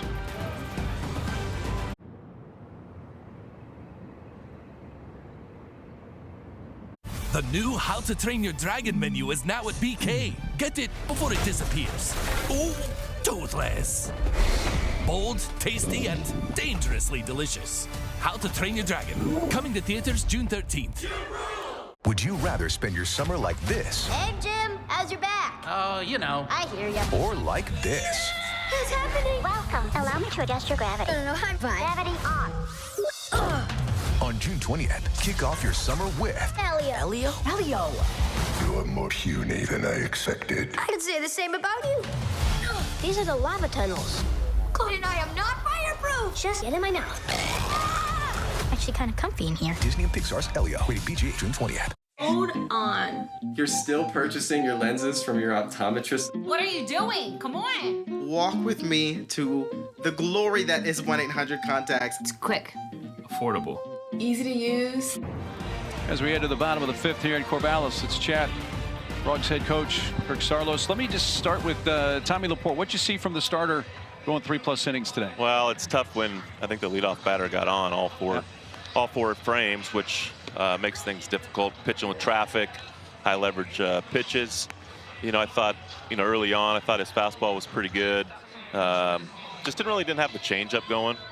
The slider obviously hit a couple guys, but his changeup has been his calling card, and really just didn't have that as much today. And got to give credit to USC. Really good job, good plan, tough outs. I think he was 57 through 3 innings, so they did a really good job. And on the offensive side, what do you guys have to do? Well, Aoki's throwing a really good game. This guy knows what he's doing. Slow heartbeat, doesn't even look like he's sweating right now. We need to make him probably change that. But 4-pitch mix, uses the hitter's aggressiveness against him. Change up. The big thing with him, he's jumping ahead. He's jumping ahead, getting 0-1 counts against our guys. And if you're trying to hit fastball, slider, curveball, change, and not sitting on a pitch, he's going to eat your lunch. So got to do a better job just going up, looking for a pitch that we want to hit, get a good pitch to hit, and put your good swing on it. We'll let you get back to it. Appreciate the time. Thanks so much, Kirk. Go Frogs. Coach Kirk Saarloos. Interesting evaluation there of Lepore. That changeup just never really established. Being an ex-pitcher and pitching coach, still the pitching coach. Leadoff hitters on. You're putting pressure on yourself. Every pitch is stressful. Wasn't getting ahead. Not the things that Aoki's been doing through his first foray. Brunson leading off, takes out of the zone. 2-ball, 2-strike count. TCU, though, 23 comeback wins this year. 13 of those have been comebacks of multi-runs, and they're down 2 here. They're down 3-0 at one point. Well, they're one of the best teams in the country from the 7th inning on. So we're only in the 5th. You still got time. You hate to keep waiting until the 7th, 8th, and 9th inning to get it going. This is just going to be the 50th pitch of the game from Aoki, and it's fouled away. USC has had 11 base runners today. They've stranded over a half dozen already. So it really, if you're TCU, it could be much worse than a 2-run deficit right now. I put a star on that 4th inning when Luis Rodriguez came in with the bases loaded and only allowed 1 of those runs to score. Sometimes that goes unnoticed. If TCU were to come back and win this ball game, that was a big moment in the game. On to a full count on Brunson, leading off the Frogs' 5th inning. The only base runner for TCU has been Stroh-Snyder, his home run, and he just circled the bases. Touched them all. Yeah, Aoki has not pitched from the stretch, at least with a runner at first base, I should say, and at any point, because he does kind of come set here and you look at his delivery. But it's out towards shortstop. Rudzolanic makes the throw in time. Aoki sets down the leadoff batter, all 5 innings so far today. Let's see, first trip in the NCAA tournament. 10 years, 2-run lead, bottom of the 5th. You see the pitching for Aoki to this moment. The hate of the catcher for the Trojans in the 9 spots played a key role. RBI single and a bunt base hit. Traeger right back through the box and into center field.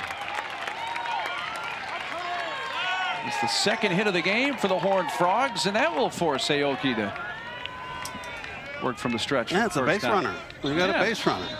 That's what you're looking for right now. If you're TCU, 2nd time Traeger's hit the ball hard, flew out the center. His first at bat hit it really well, and that one right back up the middle. Kind of startled Caden Aoki out there. Not used to giving up hits today, at least not back at him.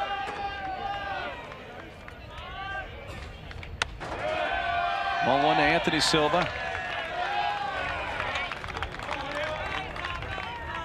Anthony rolled out to the right side first time up.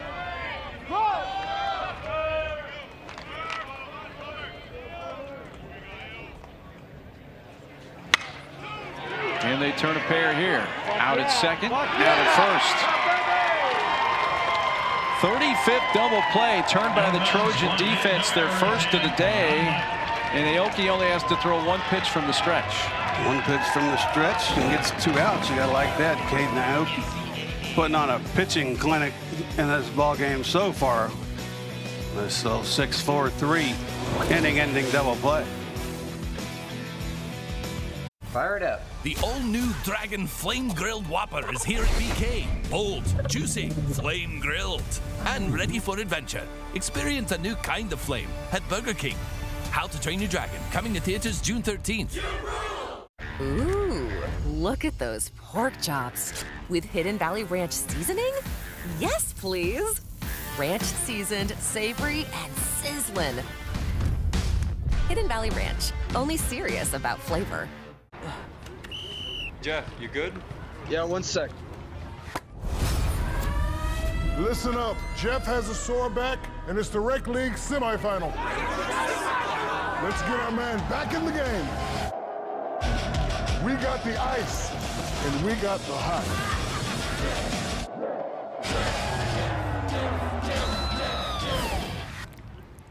Ice works fast, heat makes it last. Icy hot, you're so back. Would you rather spend your summer like this? Hey, Jim, how's your back? Oh, you know. I hear ya. Or like this? What's happening? Welcome. Allow me to adjust your gravity. I'm fine. Gravity on. On June 20th, kick off your summer with Elio. You are more puny than I expected. I could say the same about you. These are the lava tunnels. And I am not fireproof. Just get in my mouth. Actually kind of comfy in here. Disney and Pixar's Elio, rated PG, June 20th. Well, Oregon State is an independent, yet they are the #8 national seed. We'll see them later in ESPN Plus from here in Corvallis. They take on the West Coast Conference champion Gales from St. Mary's in Moraga, California. Getting day one rolling. Game 1 of 2 here on day 1 on this Friday from Corvallis. Going into the top of the 6th inning. And first pitch hacking. Tejeda, the catcher, is 3 for 3 today. With the table setter down there in the 9 hole. Tejeda 3 singles and RBI leading off the 6th inning here. It's a fastball in and just delivers it to center. See the hands. I always talk about the hands. Dropped the hands, stayed inside it. It's the 5th time in 6 innings USC's put the leadoff batter on base, and what a bunt. It's picked up. Nobody was covering third initially. Well, by the time Traeger picked it up, I thought it almost was just let it roll and see what happens at that point, but again, you weren't going to get the out at first. Second bunt attempt by USC in this game. Both have been base hits. Yeah, once it gets out there right about this point, you're not going to get a runner. You might as well keep letting it go. Jack Bell was trying to say let it keep going, but Traeger picked it up.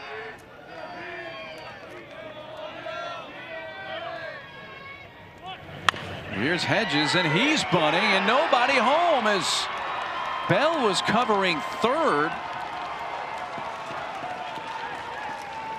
Well, it must have been Rodriguez's responsibility to cover that side of the field on the bunt, and he couldn't get over to it. And the bases are loaded with 3 singles and 2 of them bunt hits. Well, you could see the way Jack Bell played that baseball. Someone missed the sign on which bunt play it was.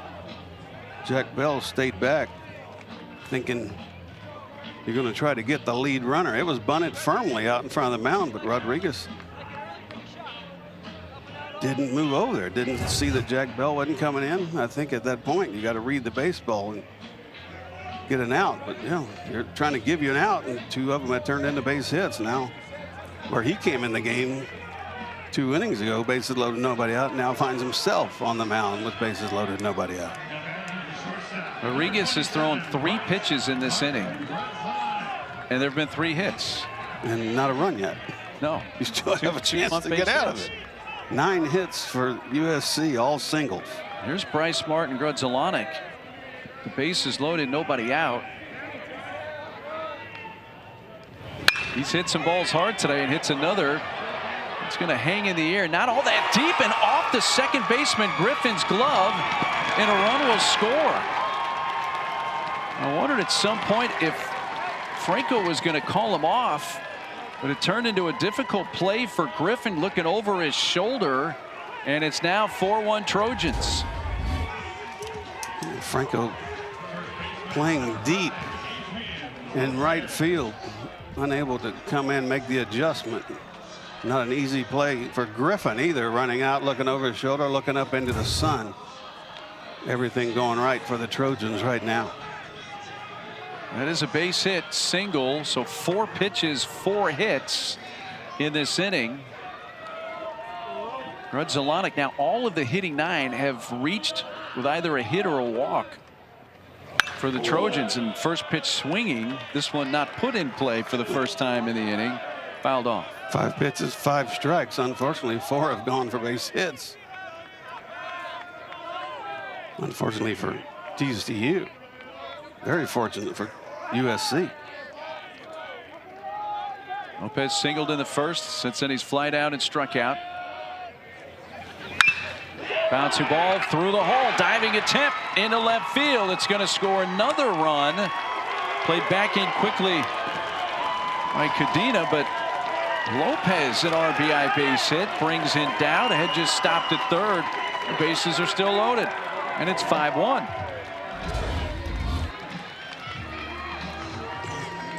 USC not trying too much. This is a ground ball that finds the hole. Silva gave it all he could do to try to get to it. Finds the hole and just keeps it carousel going. And I think he's thrown 6 pitches in the inning and given up 5 hits. Yeah, 6. There's pitch number 7 of the inning in the first to Andrew Lamb. And that's a soft liner that's caught at the shoe tops. He throws to first, saying that right now Silva's saying, look, he didn't catch it. Well, if he didn't catch it, it's a triple play. Yes. They're going to throw over there and a tag. So confusion here, and now TCU's wanting to challenge here that the ball was not caught on the fly by Griffin, who then tagged the runner at second and threw to first, and then they threw across to third.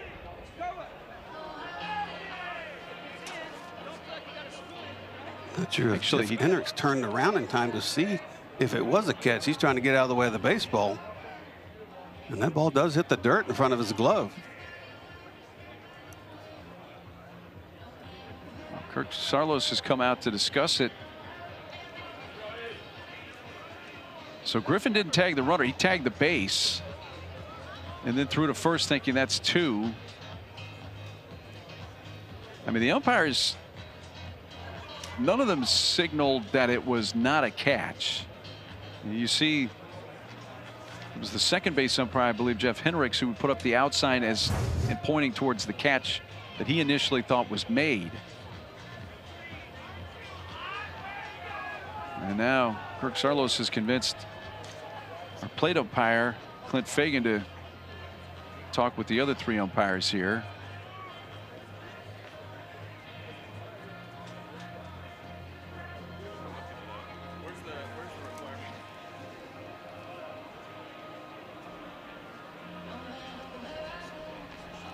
Now you can replay a specified no catch ruling on the infield, but that was the opposite.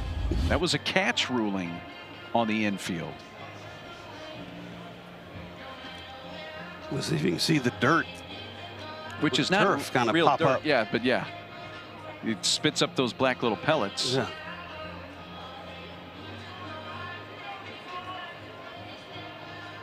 You can see the black pellets pop up right there.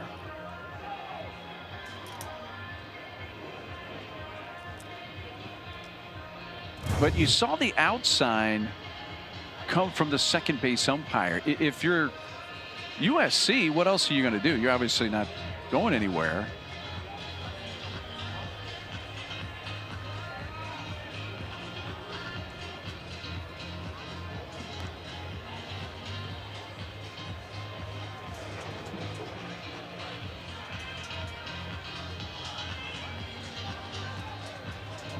I don't think this is going to go the way TCU wants it to go.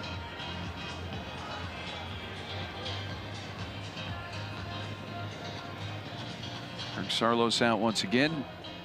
Get a further explanation after the meeting between Clint Fagan and the other 3 umpires. We know one thing: there will be an out in the inning.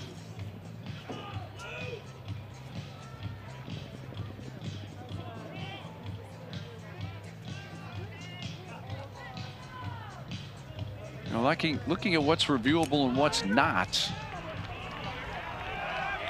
Again, as I mentioned, that the no catch ruling on the infield is reviewable, but nothing signifying that a catch ruling on the infield can be reviewed. So this is going to end here.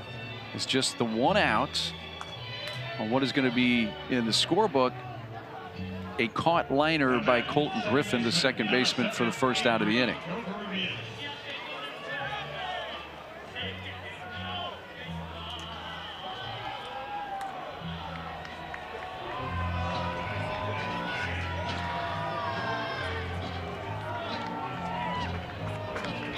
With that shift, that was Silva on that side, but nonetheless, here comes Kirk Saarloos, and he's going to make a pitching change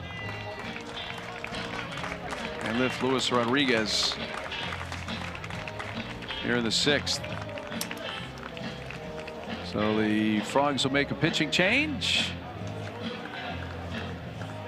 and bring in Cohen Feaser.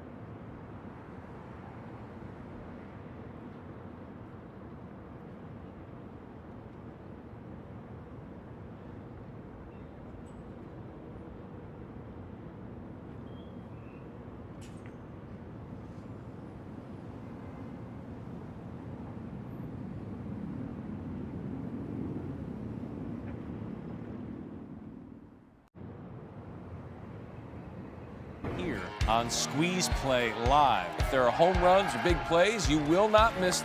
Let's lose our minds. Well, that's one way to get the party started. That's a bad flip. Get used to that this weekend. Now. This is your one-stop shop for everything Road to Omaha. A great way to watch the NCAA Regionals Squeeze Play. Here in Corvallis, USC up 5-1. They've added 2 more so far here in the top of the 6th. Still batting, bases loaded. Only 1 out. They're going to bring in their 3rd different pitcher of the game. Be the 18th relief appearance of the season for junior Cohen Feaser. Cohen Feaser, redshirt junior out of San Antonio, Texas. 18th appearance. Limits his walks. Last pitch in that conference tournament, Big 12 against Arizona. Faced a couple hitters that got them both out. Big chance right here to limit the damage that USC's come out swinging here in the 6th inning. First 5 hitters reached base with singles, and only out of the inning was a line drive to shortstop. Bases loaded. USC today 6 for 15 with runners in scoring position. Avery Covarrubias has been a big part of this offense, but without a hit to this point. Swings and misses at the first offering from Feaser. Covarrubias walked and scored the game's first run of the 2nd, was hit by a pitch in the 4th and scored the 2nd Trojan run. Reached on a fielder's choice last time up.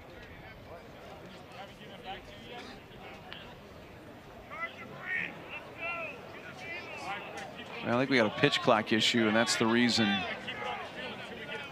Blake Felix, I think he's saying that the pitch clock is at 0, and they're going to keep the pitch clock on the field.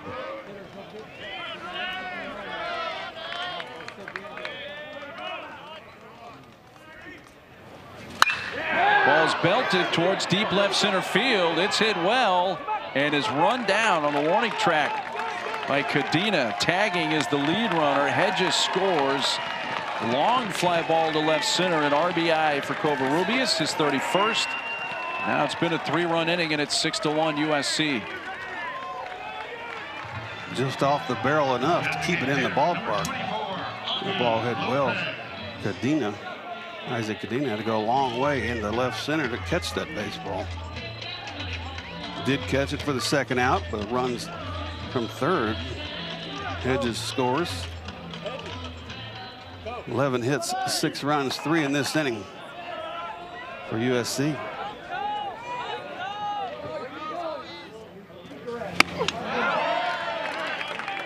Augie Lopez ripping at the first pitch. 1 for 2 days so far for Augie. Struck out in his first at bat in the second, but singled and scored in the fourth and walked in the 5th inning.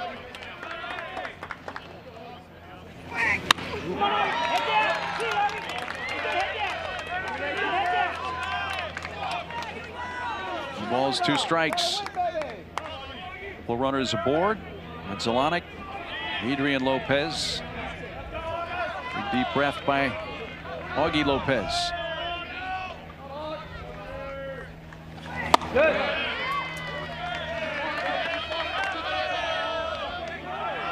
Feezer, the 3rd pitcher of the game for TCU. The starter, Tommy Lepore, 3 innings plus 4 batters into the 4th, his shortest outing of the season.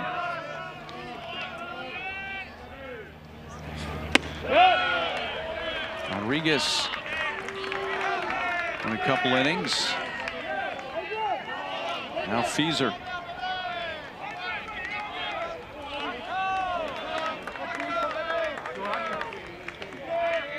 Two on, 2 outs, 2-2 pitch. And with the fastball and just up and in. 2 to 3-2.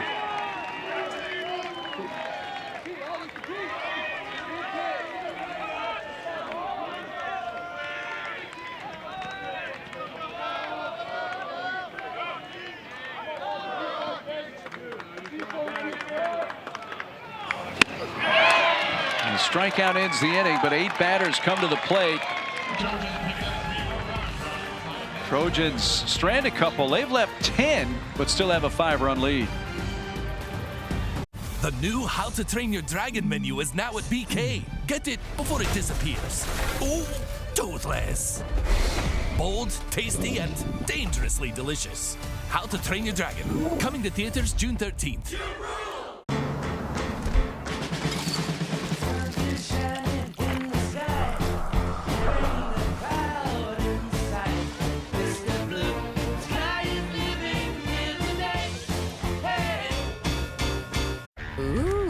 Look at those pork chops. With Hidden Valley Ranch seasoning?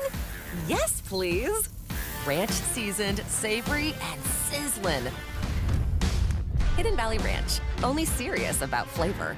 Would you rather spend your summer like this? Hey, Jim, how's your back? Oh, you know. I hear ya. Or like this?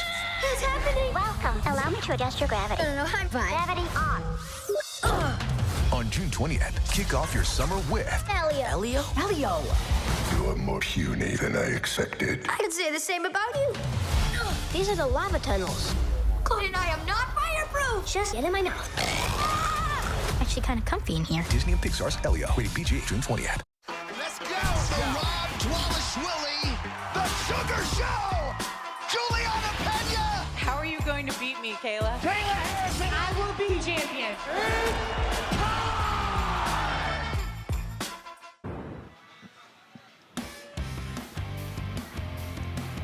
Well, East Carolina, 15 hits. Down the Gators, 11-6. They're in Conway, South Carolina. Coastal's the host of that regional. Big deal to win the first game. 93% of the regional winners won the opening game since '99. And North Carolina's so strong. Jake Knapp, 8 1/3. Shutout win against Holy Cross. I don't know about you, Zeke. I don't know if there's a slam dunk favorite at all to win the College World Series this year. North Carolina's certainly in that conversation. It's the greatest season they've had. Been right there all season. Yeah. Have the Tar Heels playing really good baseball, and a huge outing right there for Knapp. Get that first game, get the starter going, 8 1/3. Didn't have to put one reliever. I mean, that sets you up for the weekend. 0-2 Aoki throws a strike to Cadena. You know, we had a chance to visit with Caden Aoki yesterday. Let's just say he wasn't lacking in confidence, but he was not coming across as arrogant in any way. That's fouled off the hitter, Cadena. In an era where everyone wants to look at the radar gun. Everybody wants, as soon as they throw the pitch, they turn around. If it's 92, oh, I should be throwing 95. I should be throwing harder. He doesn't do that. He knows his capability, knows his ability, knows he can't throw it 100 miles an hour. But what he can do really well is locate the baseball and get it around the plate. He's showing people around the country pitching. He's not throwing, he's pitching. Fourth strikeout. Has given up 2 hits and, as usual, hasn't issued a walk. He's just keeping TCU off balance. So with the 4 strikeouts, he has 85 strikeouts on the season and 14 walks. 14. I don't. You can walk more than that just by getting out on the mound. So I mean, to prove the point. I mean, that's it. You don't have to throw it hard. You have to locate. Yeah, throwing hard helps if you can locate it, but if you can't locate it and get the ball over the plate, it's not going to do you any good. Caden Aoki understands how to pitch and understands what he has to do each time out. 9-hole hitter Colton Griffin takes a strike. USC looking for their first win in the NCAA tournament in 10 years. When they were in the Lake Elsinore Regional, hosted by UC Santa Barbara. Bouncy ball towards the middle, softly hit. The shortstop range is over. Redzolanek throws out Griffin.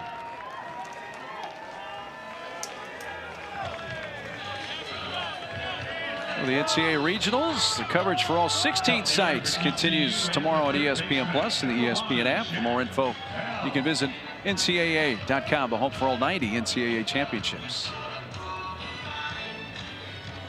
Last regional for the Trojans in 2015. Lost to Virginia in the first game. Beat technically the host team, UC Santa Barbara, 12-3. Beat San Diego State 12-11. That win against the Aztecs, the last time they've won an NCAA tournament game, because they lost to Virginia 14-10 in 11 innings in the regional final to end their season 10 years ago. Aoki gets ahead quickly, 0-2.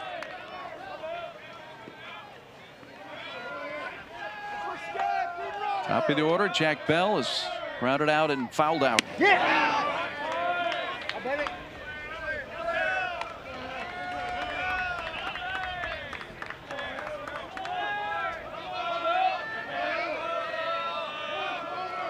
Aoki is 6 feet tall, 185 pounds. The senior thought he had painted the inside corner. That's first time we've seen him kind of get a bit emotional, and his catcher Tejeda kind of waved him off like, no, you're all right, don't worry. He wanted it. Yeah.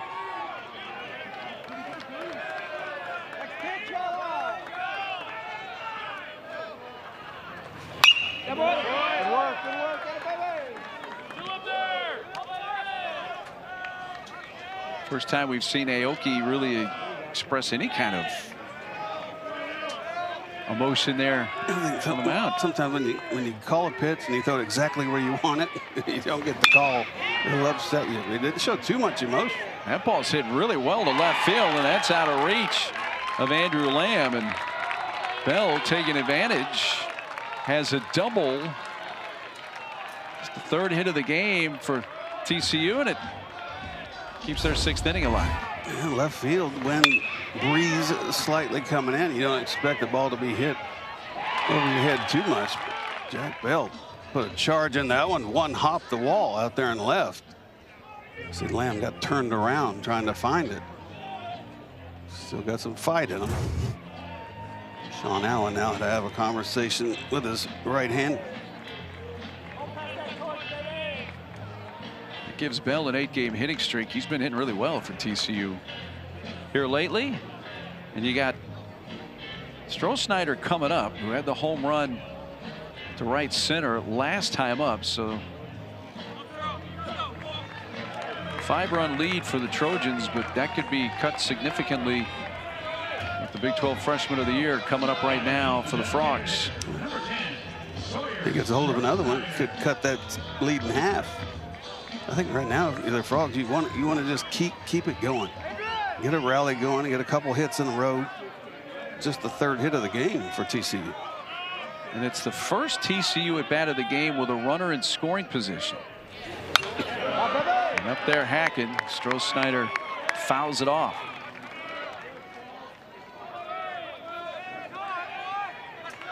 Big 12 Freshman of the Year, first team all Big 12. He's already set the TCU single season record for triples with 10. 10 leading the nation in that category. Yeah, that was kind of the same spot there for Aoki, that he was wanting to get what he thought was strike 3 to end the inning a short time ago.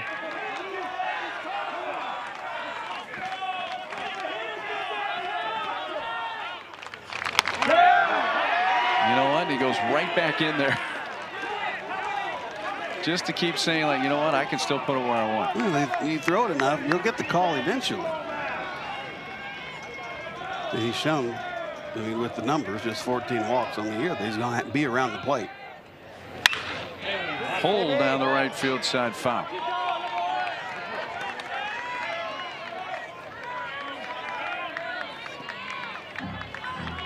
So you got the lefty out in front. Really hit that ball hard to foul. Let's see if he tries to go with something slow right here. Spread the bat up in.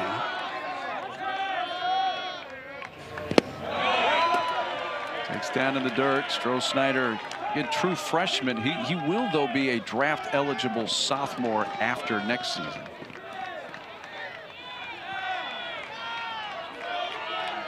It's fun to watch. Get that arm back good. Get back out in the field. Normally plays right field. 2-2 pitch from Aoki. Stroh-Snyder went up after it and fouled it away. It was an Aoki fastball at 90.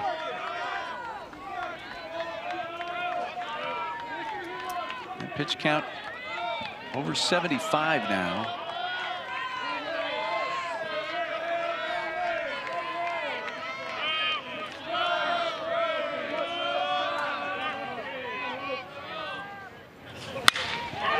Belted towards center field. It's hit well. Back to the warning track. Now curling in front of the track. Run down by Braden Dow. Stroh-Snyder gave it a charge, but flies to center. And TCU comes up empty in the 6th.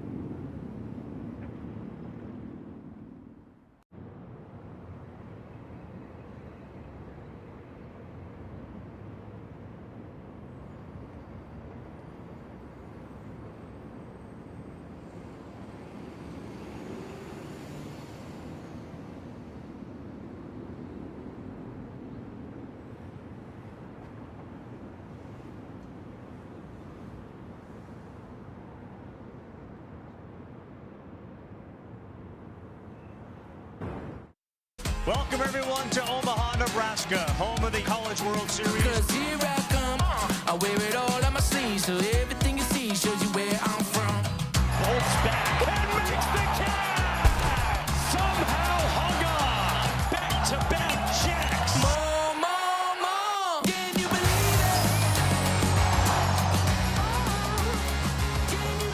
All starts June 13th in Omaha. It's College World Series. Our bracket here at Corvallis. Host and number 8 national seed Beavers take on St. Mary's College later on ESPN Plus. 2 more games tomorrow and Sunday as well. USC has led since scoring in the second. They were up 3-0, 3-1, now 6-1 as they come to bat in the top of the 7th inning, and will face a new pitcher. 4th of the game for the Frogs, Caden Smith. Freshman, 14th appearance for Smith. See, Ocala, Florida. Limited innings in those 14th appearance now. Held opponents scoreless in 7 of his appearances. Looking to do the same here. TCU hitters trying to figure out Caden Aoki for USC, unable to. Chasing 5 here as we start the 7th.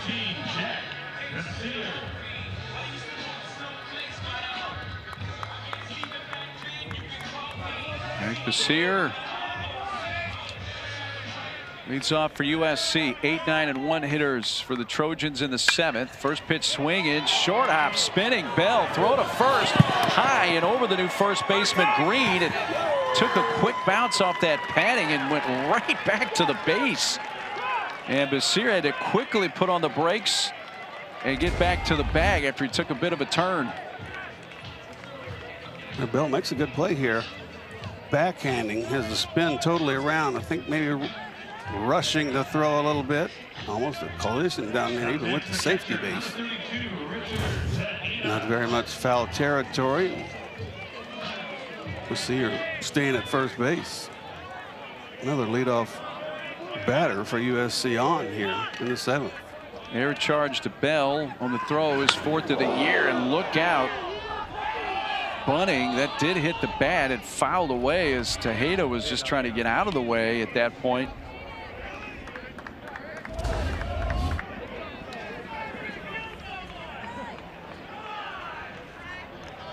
Oh, wow. Man. You think it might hit the bat? I mean, that was towards his lower hand, in between both the hands right there, almost protecting himself. Squares early and bunts in the air, foul. He has 3 hits today. One of those a bunt base hit.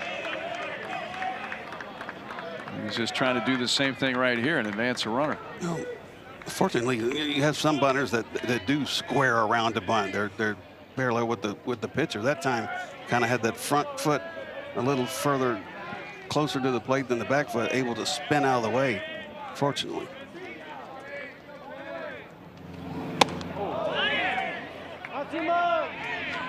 Two strikes. Takes up and in.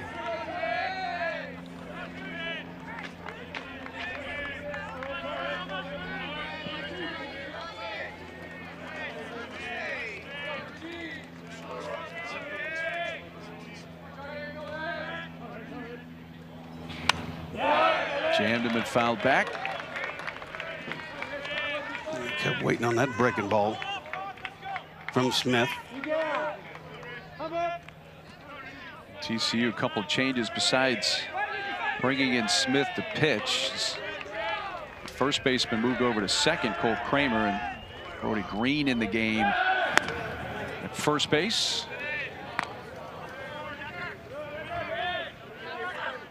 So you got Green batting in the 9 spot.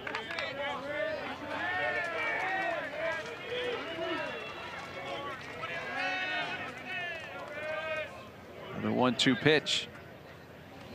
And hit him. That's the first batter hit by Caden Smith, who just came into the game, but that's the 3rd batter hit by TCU pitching in the game. And it's 2-1, nobody out. Number 16, Green down. Breaking ball.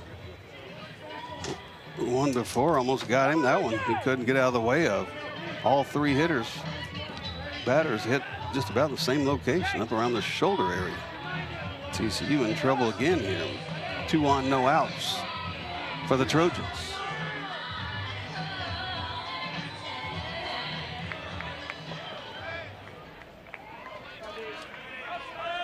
going to bring up the top of the order for USC. Braden Dowd. There's a couple hits already today.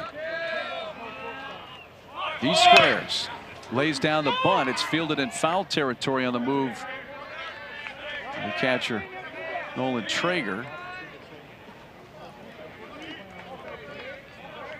Now to bunt base hit his last time up, and that was a similar situation to this, where he's just trying to advance runners. All three. There's been 3 bunt hits today, and all 3 were meant to be sacrifice bunts. Another one bunted, and that one's foul as well, and it's 0-2. Yeah, Hart was in it, backside button. Got to keep that body in there.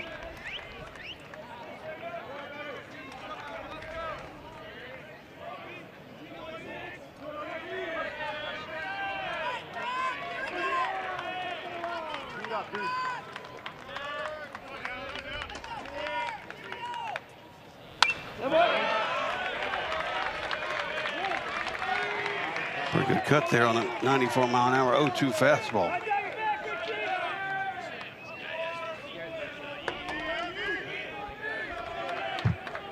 Two for 4 today, Dowd.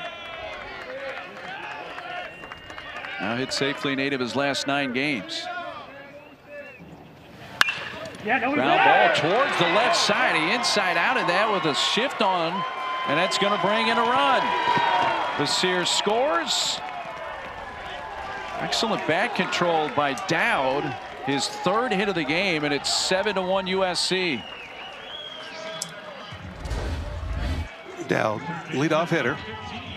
As you said, good bat control. He sees the shift. He's just going to try to hit a ground ball to the left side, right where the runner is, and gets to the outfield, gets the RBI, gets single. 12 hits today, all singles for USC. I guess extra base hits don't mean anything when you can get 12 singles. Yes. And now 7 runs on the board. And TCU is going to make another pitching change. USC today have 7 RBIs by 7 different players.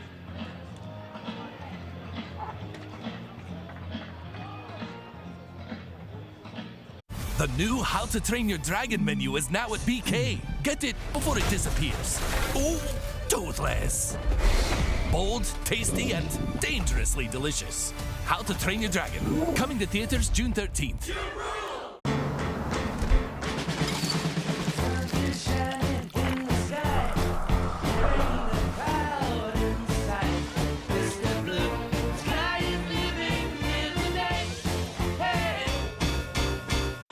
Clorox Sentiva cleans like Clorox, smells like grapefruit, feels like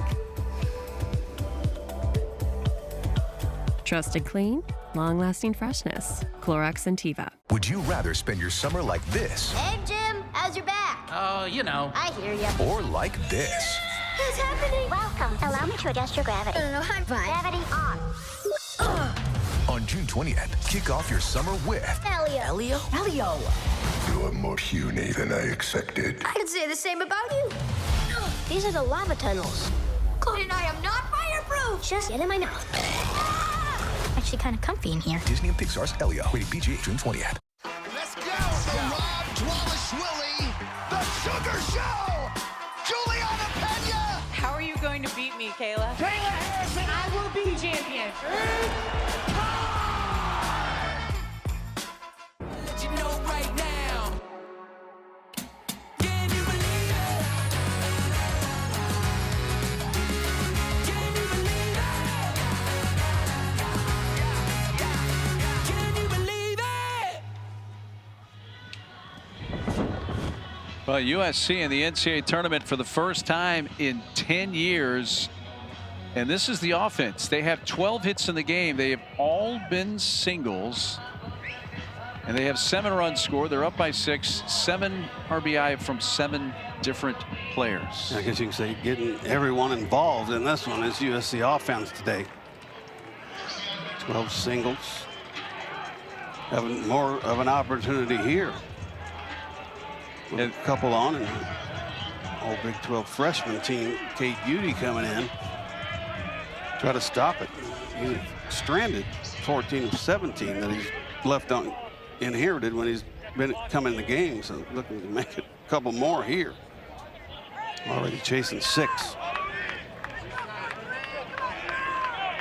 He is the 5th different pitcher of the game. TCU, the starter, Rapport, went 3 innings plus 4 batters into the 4th. Foul off by Hedges. There's a better look at Udy.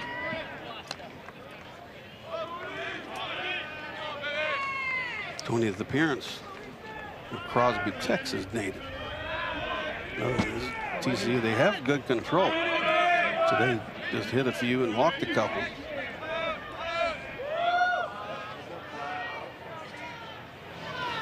He just lays it down. The play's going to go to first base from Udy. Kramer covering.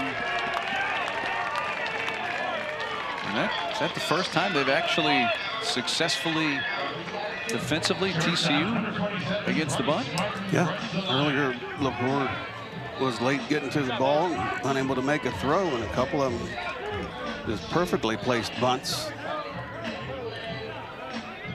Yeah, that's their first actual sack bunt, even though they've attempted like 5 or 6 of them. And it comes from your team leader in average home runs and RBIs. Yeah. How about that? Second and third, 1 out. Bryce Martin Grudzelanek 1 for 4. He singled in his last at bat in the 6th, an inning ago. Infield comes in.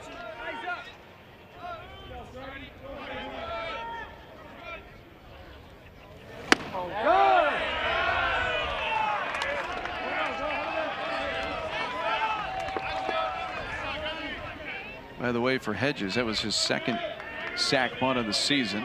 Numbers on Grudzelanek hitting over 300.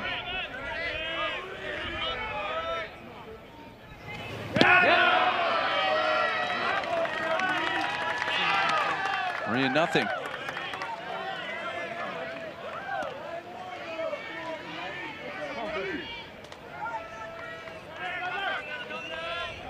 First base open for Udy.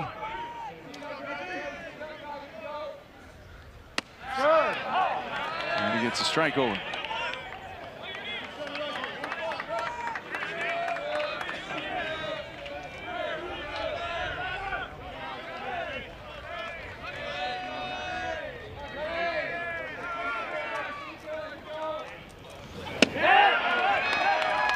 Now the walk. 3 passes have been frequently handed out by TCU today as well. A couple this inning. Out of getting hit by a pitch and that walk to Grudzelanek. And now they're loaded with 1 out. And the USC cleanup hitter, Adrian Lopez.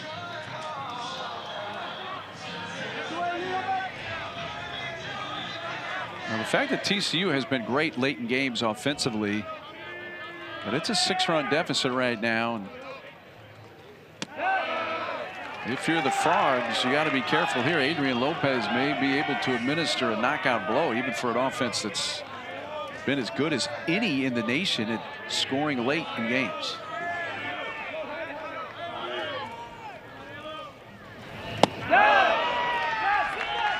Udy falls behind 2-0. Be really careful with this pitch.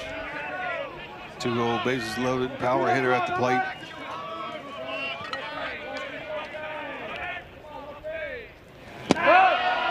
He takes low, ball 3.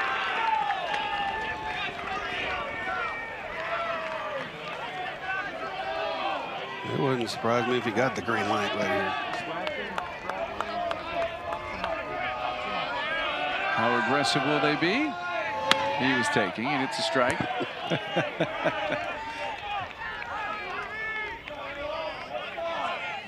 He can be aggressive right here. 3 balls and a strike. See what he's doing with runners in scoring position this year.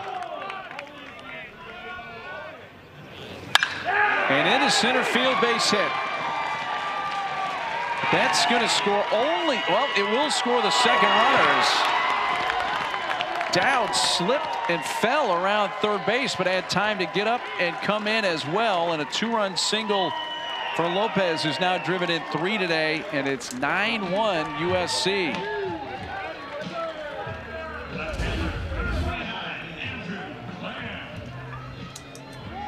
Oh, hit really good by Lopez. Got the count in his favor.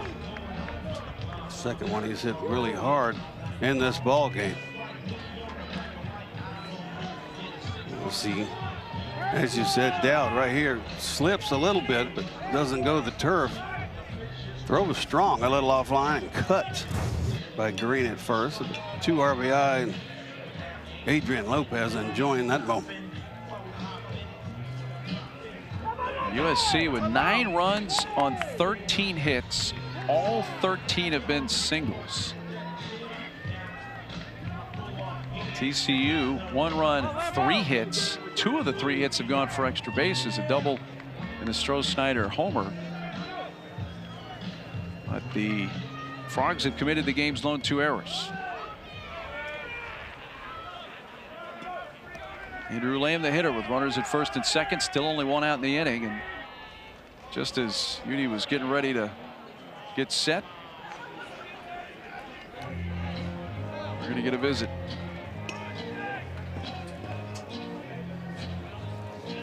Udi, one of their guys out of the bullpen. You were trying to put an end to this inning. Unfortunately, it's being extended. You don't want to keep him out there. You're going to need pitching the rest of this weekend if you're TCU. Well, ESPN is the home for NCAA college baseball regionals, and for around-the-clock multi-game coverage, you can scan the QR code. ESPN Plus subscribers can access expanded coverage with Squeeze Play. Ed Schick, Mike Rooney, Chris Burke taking care of things today in the studio. And after the conversation went on a little while, they are going to make the pitching change, so Udi will come out. TCU is going to employ their 6th different pitcher of the game. Trevor Baumler, freshman from Iowa, is going to come in, and we'll step aside in Corvallis.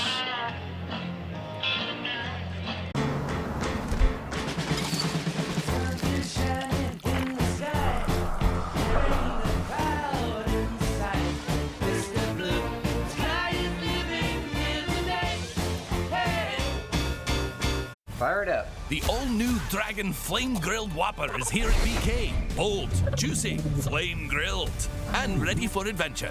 Experience a new kind of flame at Burger King. How to Train Your Dragon, coming to theaters June 13th.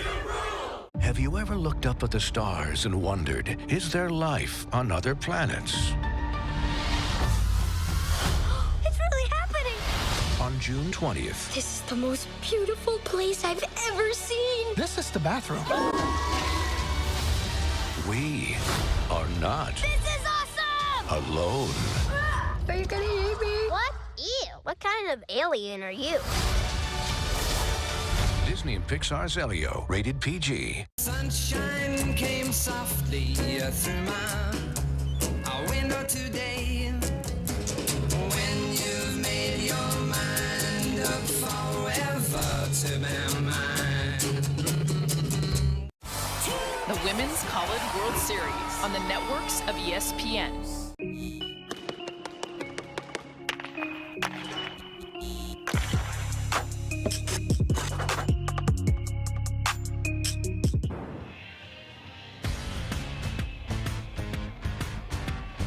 Well, the baseball regionals are underway. They run through Monday. Next week, we got the Supers. And after that, off to Omaha. And the final series against the last 2 teams standing would start on the 21st in that best-of-3. But we're just getting things rolling today. Out here on the West Coast from Corvallis. Beaver fans are here early and enjoying a little food at Doss Stadium. And Trevor Baumler, who's from the Des Moines area, Urbandale, Iowa. 6th different pitcher for TCU.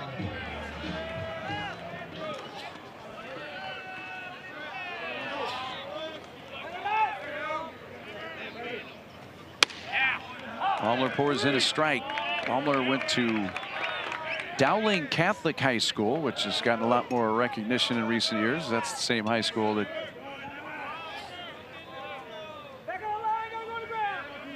is famous for a very famous WNBA basketball player now, Caitlin Clark. CC? Yes. She's pretty good. The ball's 2 strikes.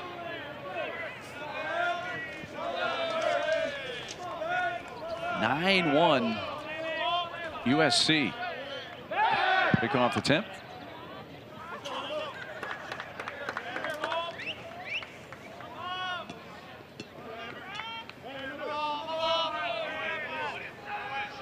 After TCU got their, to this point, lone run, the Stroh-Snyder home run was in the bottom of the 4th. Wave and a miss, and that's out number 2. It was 3-1 at that point. 6 unanswered runs since. 3 last inning of the 6th, 3 so far here in the 7th for USC.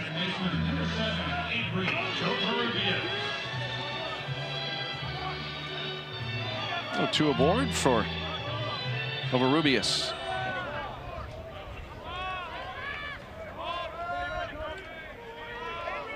Guy's been in the middle of a lot today. A walk, a hit by pitch, sac fly.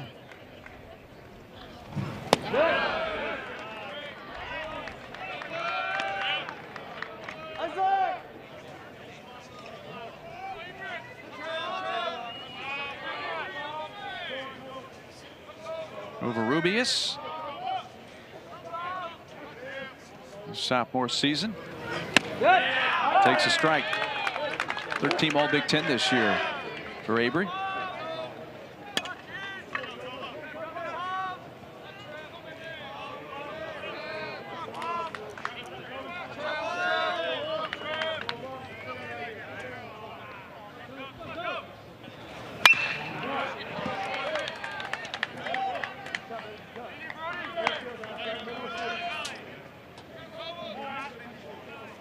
Nine runs, 13 hits for the Trojans. And on top of that, they've stranded at least 1 runner in every inning, leaving 10 aboard and 2 more out there right now.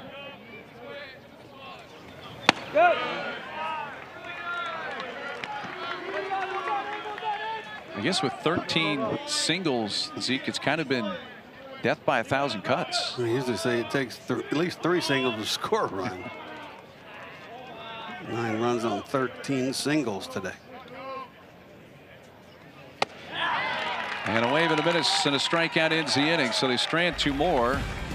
They've left a dozen, but have scored 9. Time to stretch in Corvallis.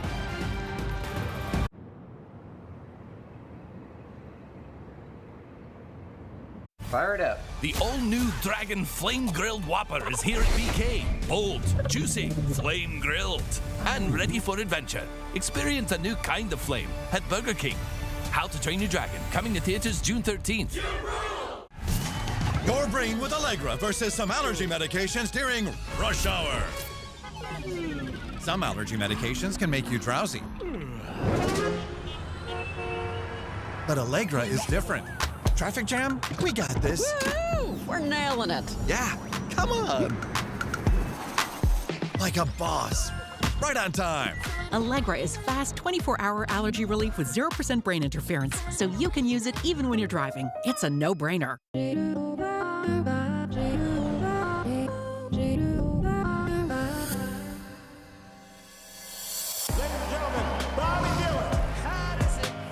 When the monsters come, all you can do is scream. You were the last person to see the president alive. Did you kill him? They will never see us coming. Better? Yes, better.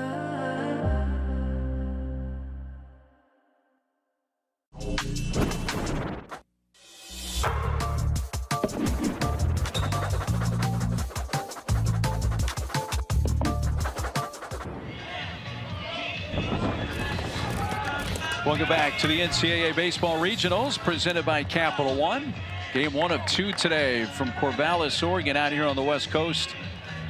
Well, TCU, the mountain is a big one to climb. They're down 8 as they come to bat in the bottom of the 7th inning. But Zeke, they have been one of, if not the best team at coming back late in games this year. Average gets higher as they go.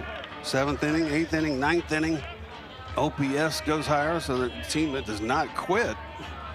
8 runs is a lot to overcome, but if you look at those numbers, TCU can do it.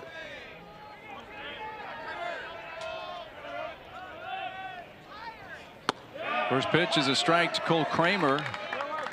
Well, if that mountain is to be climbed by TCU, Zeke, you would have to think that step 1 of that process is somehow getting Aoki out of this game, whether it's just by having some success against him offensively or getting him to a pitch count where he's going to come out regardless. Right. I mean, that is how many? He's at next pitch will be his 80th. He's at 80 pitches. He's gone over 100 in 4 out of his last 5 starts. And a lot of times you'll look at those pitches. Have they been stressful? Well, today, no. Really only 2 base runners. Yeah, the home run circled the bases, but 2 singles since after that. Just 3 total hits. Not too many stressful pitches out there. Just a man that's in control and understands how to pitch. Yeah, he's only thrown a couple of pitches from the stretch today. Ground ball towards short to his left. Gathered, setting, throwing, good play, Gredzelanek. A really strong throw from Gredzelanek. Took a couple of stutter steps and got rid of it. Right on the line. Jaden Aoki, though, in control of this ball game. 6 1/3, just 3 hits. We talked about 1 run, that being the home run, and 0 walks. Once again, just 4 strikeouts. And he begins the cleanup hitter, Noah Franco, with a first pitch strike.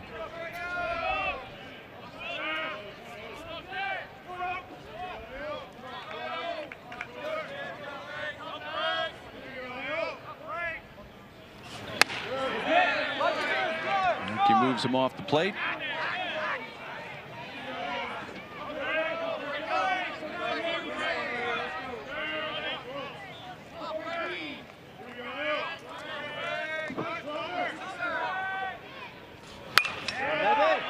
Fouled away. Franco been one of their primary power sources related to the season in the Big 12 tournament.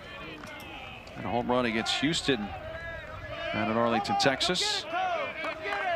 And a couple in that last series at Utah as well.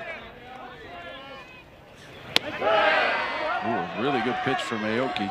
Until Stroh-Snyder hit that home run, Noah Franco had hit the previous 3 for TCU. He had been their power. Somehow laid off that pitch from Aoki that did finish down low.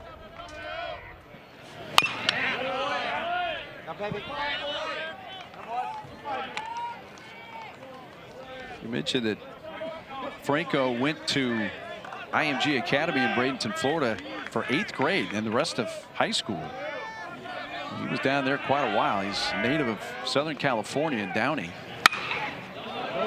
And a lot of times you'll see guys go for maybe the last year or 2 down to IMG or one of those prep academies. Like, man, he was there quite a while. Serious about the game. Yes. Loves the game. 2-time member of the 18U USA Baseball national team a couple of years ago. Had the opportunity to go down there and during the workouts, and it stays fair. It's out of here. He hammered it, but it is going to hook foul. Able to go down for the 10-day mini camp, split into 4 teams. And had Noah Franco on the squad down there. You could tell then. I mean, he was just a 17-year-old kid. Now he's what, 18? He's still being in high school right now. But has grown, has gotten stronger, and obviously the numbers are speaking for themselves in his freshman year.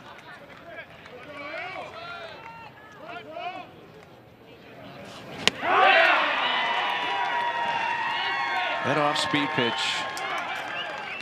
I'll tell you what, man, it's an incredible delivery from him, man. Sells it well. Jaden Aoki's one of those guys where you go 0 for 4 and you ask yourself, how? Well, he hasn't thrown too many down the middle. He hasn't thrown too many across the center of the plate. and moves it around, and the off speed is the one. Getting ahead with the fastball. He's just been in control, in command of this game. Yeah, I asked him yesterday. I said, who taught you that changeup? And this guy said, yeah, I did myself. Me? Yeah. That's an incredible stat right there. Getting ahead. 18 to 23 is faced. First pitch strike.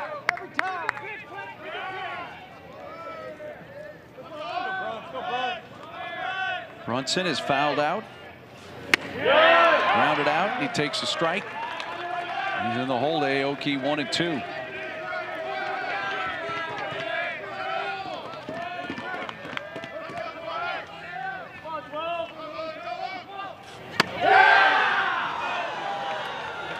Even the pitches where he's ahead in the count are just really competitive pitches. He doesn't give in. And that pitch could have went either way. He could have called it a strike, inning could have been over, called it a ball, and we're still going just off the plate. And another example of that right there. We haven't seen him bounce one or the catcher have to lunge to make a stab of one. He told us. I don't know where I got it. I haven't always had it, but the control that is. Zelenic waits for the long hop and shows that arm off again and does that twice in the inning and sets him down in order. Aoki has been a big story. Bottom three coming up for the Trojans. The new How to Train Your Dragon menu is now at BK. Get it before it disappears. Oh, toothless. Bold, tasty, and dangerously delicious. How to Train Your Dragon. Coming to theaters June 13th. I feel that I have finally built something that I feel proud of. I feel that it was worth my money, and I know it's going to last for a long time. Trex, America's most trusted outdoor decking. Your brain with Allegra versus some allergy medications during rush hour. Some allergy medications can make you drowsy. But Allegra is different. Traffic jam? We got this. Woo! We're nailing it. Yeah, come on. Like a boss. Right on time. Allegra is fast 24-hour allergy relief with 0% brain interference, so you can use it even when you're driving. It's a no-brainer. Have you ever looked up at the stars and wondered, is there life on other planets?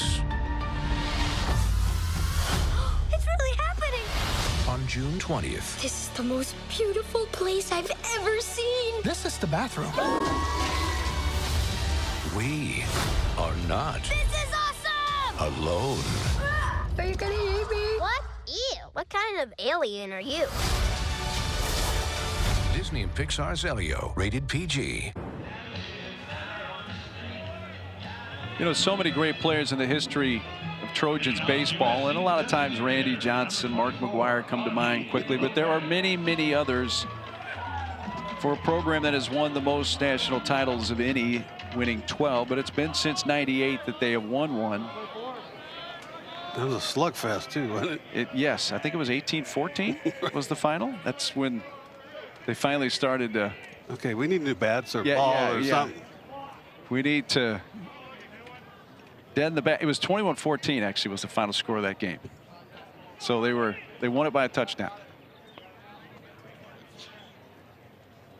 Now the shift is on as Augie Lopez has come to the plate, and the pitcher is having an issue with the communication system. Take another one out there. It's a different one for Trevor Baumler. I guess we didn't have that when I played. I guess you got to get a bigger size hat to have it. Maybe a little. They make a little pocket in there. A little for it? step up, so you got the room to put the little wire that goes in there. Ball one. We are into the top of the 8th inning. The bottom three up here for USC. Augie Lopez, DH. Makes a strike. 93.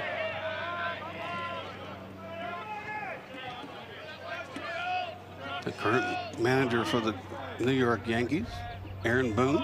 Yes. USC Trojan. Ball's whacked towards right center field, and coming in a few more steps. Franco makes the catch. One gone, top of the 8th. Well, out in front off the end right there.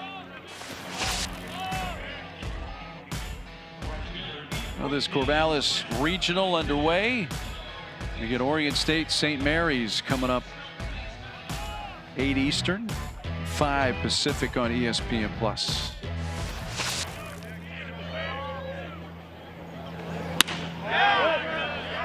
Sear takes ball 1.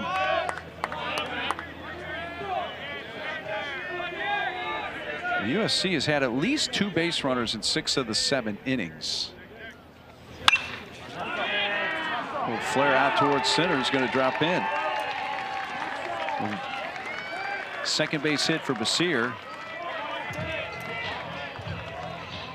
USC has had base runners in every inning. There's not been a clean 3-up, 3-down inning for TCU pitching today.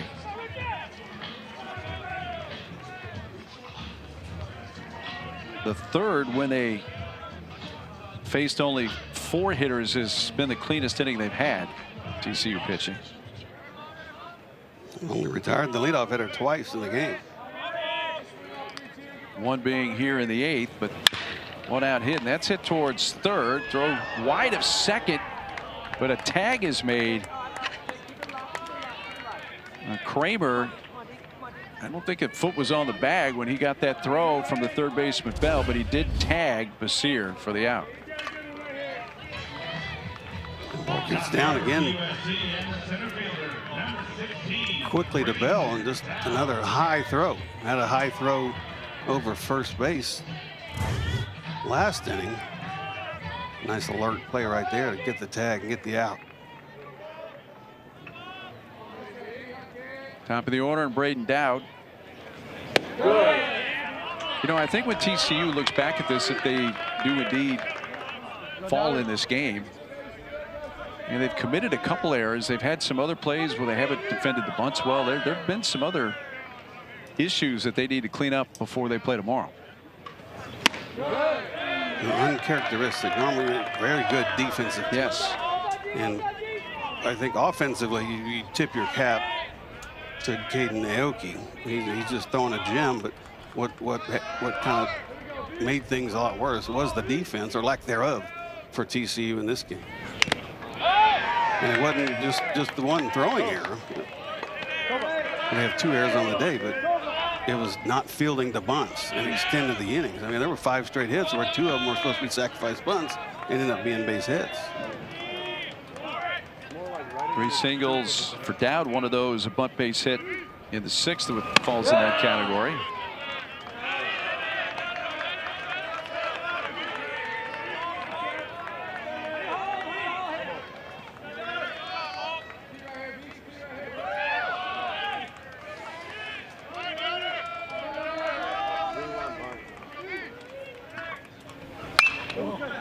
Backing out of play by Braden Dowd.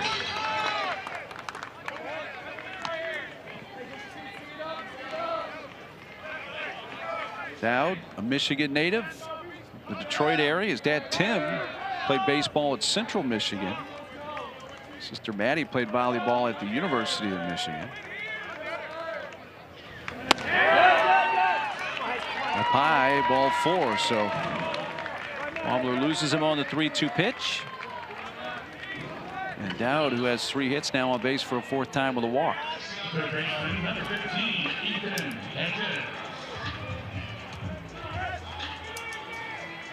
Well, Hedges has been called on to bunt a couple of times in this situation, but up 8 in the 8th inning.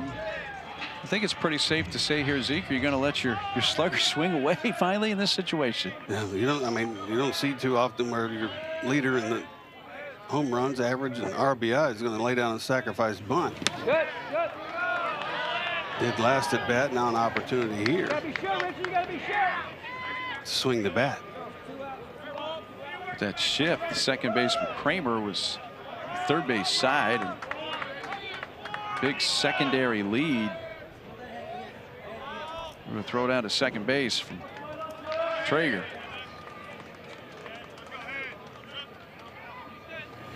Hedges. Foul. Might have left the ballpark foul. I left Corvallis foul. All the way.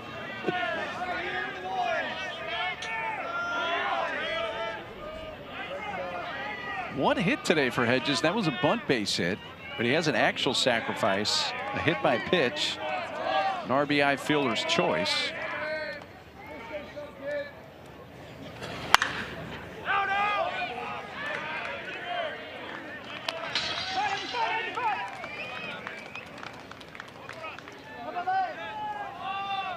I asked Hedges yesterday, what's been the reason for the big jump in numbers your junior year? And he said, hit the weight room a lot more in the offseason.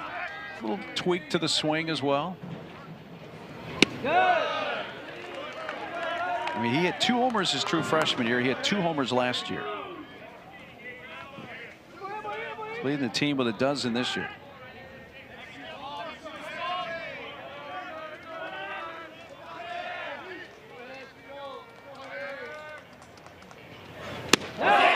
Check.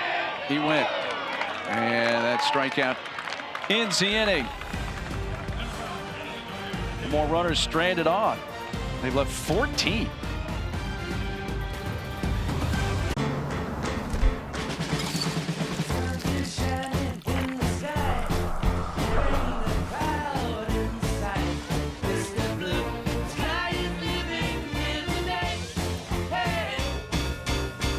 The new How to Train Your Dragon menu is now at BK. Get it before it disappears. Oh, toothless. Bold, tasty, and dangerously delicious. How to Train Your Dragon. Coming to theaters June 13th.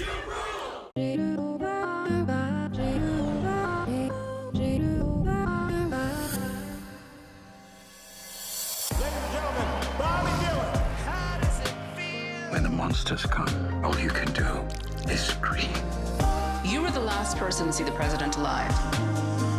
Did you kill him? They will never see us coming. Better? Yes, better. Sunshine came softly through my window today. When you've made your mind up forever to be mine. We can't get enough of the WNBA. Dallas Wings select Paige Beckers. With more stars and more heat than ever. Ridiculous! The WNBA on ESPN.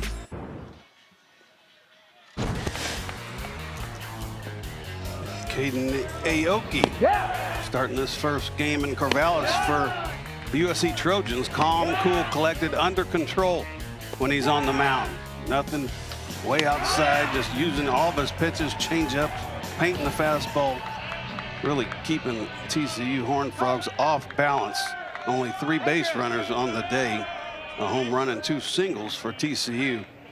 Numbers right there, excellent for the ace of the Trojans. 6, 7, and 8 batters for TCU. They're down 8 in the 8th. Olin Traeger is lined to center and single to center. 1 for 2.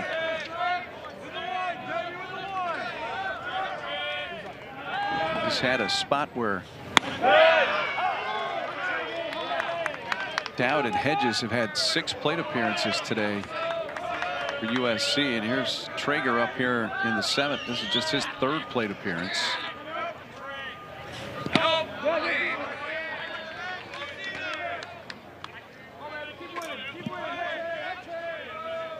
Nine runs, 14 hits for USC. Their 33rd game of the season with 10 or more hits. Their season high for hits, 17. That was against Minnesota. Right back up the middle. Big hop for Grudzielanek. He's cheating that way. Throws out Traeger. Now this week's Sunday Night Baseball matchup, an old school rivalry. The Yankees and the Dodgers. Catch it at 7 Eastern on ESPN, ESPN Deportes, and ESPN Radio. Our coverage begins at 6 Eastern with baseball tonight Sunday night countdown. You're just mentioning Aaron Boone, his Yankees and Dodgers. World Series rematch coming up on Sunday Night Baseball. And back in the day, quite a few World Series matchups. Yeah. Seemed like every year growing up. A lot of those meetings preceded you and I before we hit the planet. We don't get to say that too often. So. All right. Say it while we can. Pulling a strike on Anthony Silva.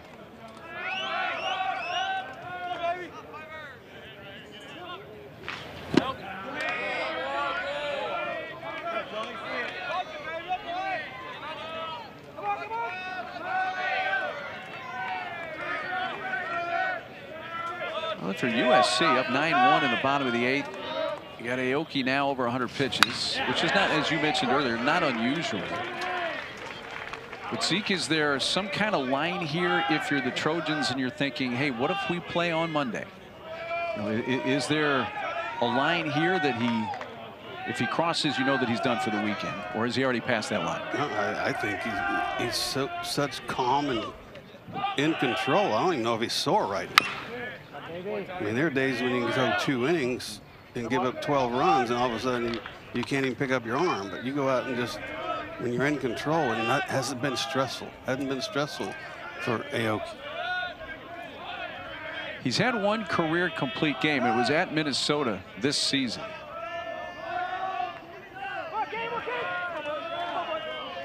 And I think if it did come down to Monday for USC, that he would be ready. This type of competitor and pitcher that he is. Not saying he could throw over 100 pitches, but he would be ready for you. Well, if USC makes it to the regional final, I think there's a pretty good chance we're going to see Aoki in some role at some point. This is a 106th pitch, 89-mile-an-hour fastball.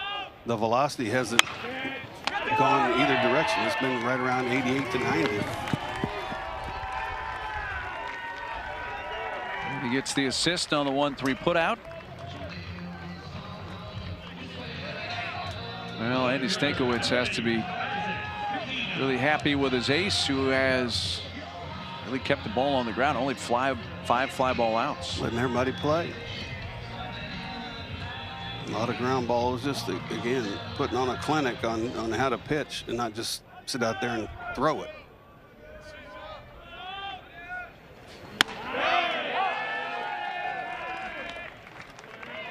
Almost with his demeanor right now, like he seems bored.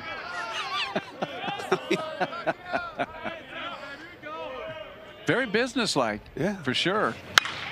It's whacked into right field, and Medina has a base hit. Hit number 4 for TCU. It's a 2-out 8th inning single. 18th total hit in the ball game, just 1 extra base hit, the home run by Stroessniner back in the 4th for TCU. First baseman number 9, Brody Green. Brody Green going to bat for the first time. He came in the 7th. Took Griffin's 9th spot in the batting order, playing first base. The Tulsa area native from Owasso makes a strike.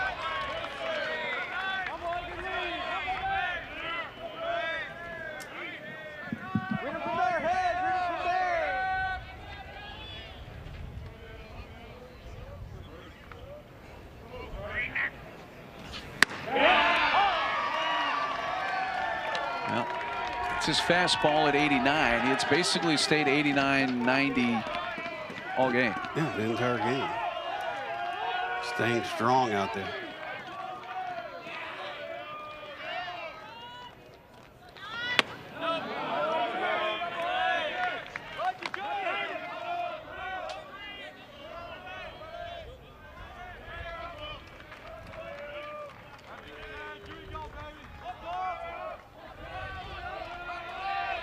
One-two pitch.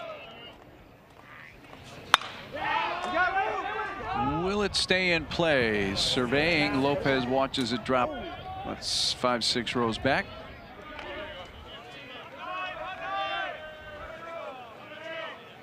See more and more of the folks in orange shirts filling their seats here Goss Stadium. We got a little while before the host team plays in a couple hours.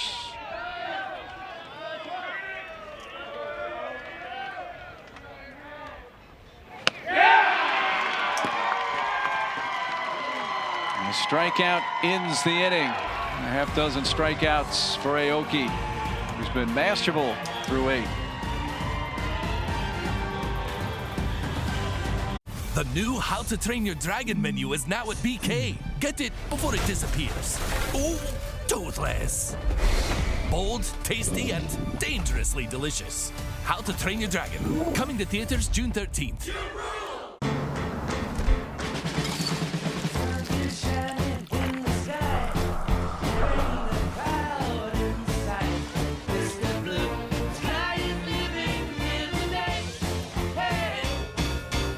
Would you rather spend your summer like this? Hey, Jim, how's your back? Oh, you know. I hear ya. Or like this? What's happening? Welcome. Allow me to adjust your gravity. I'm fine. Gravity on. On June 20th, kick off your summer with Elio. Elio? Elio. You're more puny than I expected. I could say the same about you. These are the lava tunnels. And I am not fireproof. Just get in my mouth. Actually kind of comfy in here. Disney and Pixar's Elio. Rated PG, June 20th. Summer's here, and with the new Toyota, you can do all the things that make summer, summer. Take a Grand Highlander and go root for the home team. Send newlyweds off in a Camry. Congrats. Thanks. Or catch some waves with a RAV4. Still got it. Did you know that every new Toyota comes with Toyota Care? A 2-year or 25,000-mile maintenance plan and roadside assistance. That's the value you can expect from Toyota. Your summer starts here. That limbo. Toyota, let's go places. The NCAA Baseball Regionals are presented by Capital One. What's in your wallet? And in part by DQ. Happy tastes good. Well, it's the team from Southern California that has been happy today.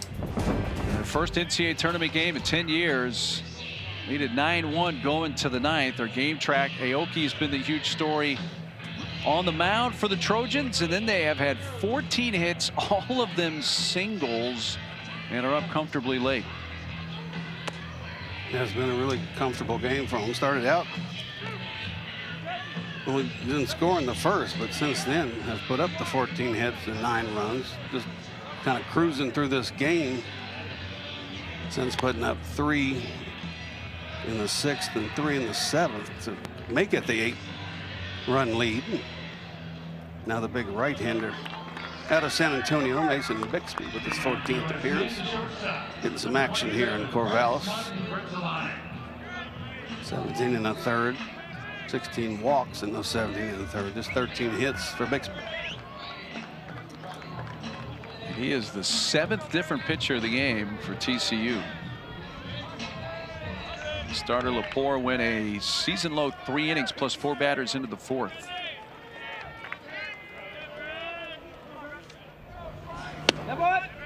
Bryce Martin Grudzelanek leading off top of the 9th for USC.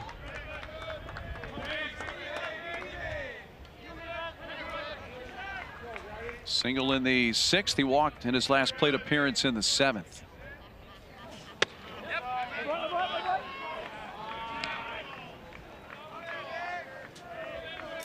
6'7", 240, nice and easy from Bixby. 98 miles an hour.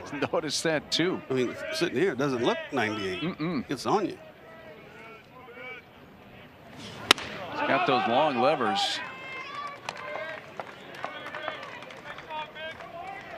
And he's getting close to triple digits here. A couple at 98.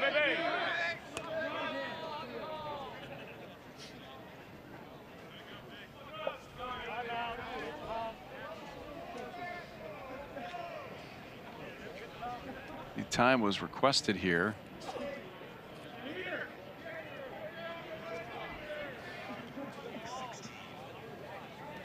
Guess they're having another issue with the communication system.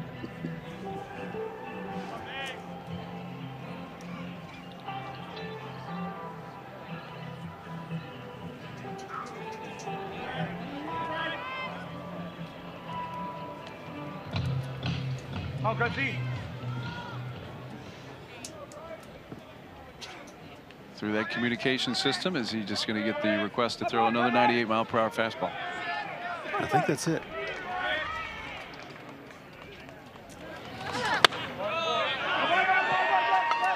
He did indeed. And it was in the same spot as the previous 3, at least not in the zone. So just missing, not missing that much. The first baseman, number 5, Adrian Lopez. It's the final weekend of the UFL regular season.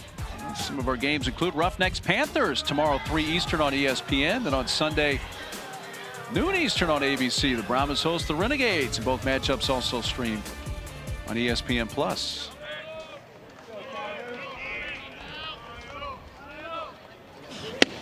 Adrian Lopez has 3 hits, 3 RBIs.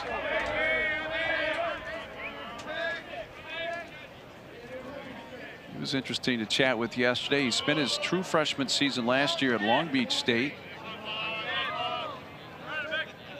Moves uptown. I don't know what's Long Beach from USC's campus.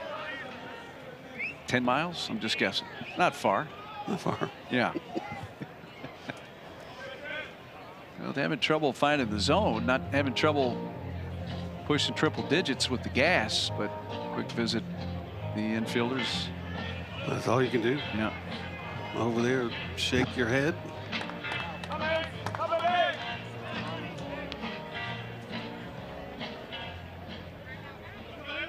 Lopez with his 3 hits today, so 3 for 5. So he is 17 for his last 34 right now. Wasn't a math major, but 500 or better. Yeah. Very good. Yeah, that's good. That Texas education is shining brightly once again. Houston Independent School District.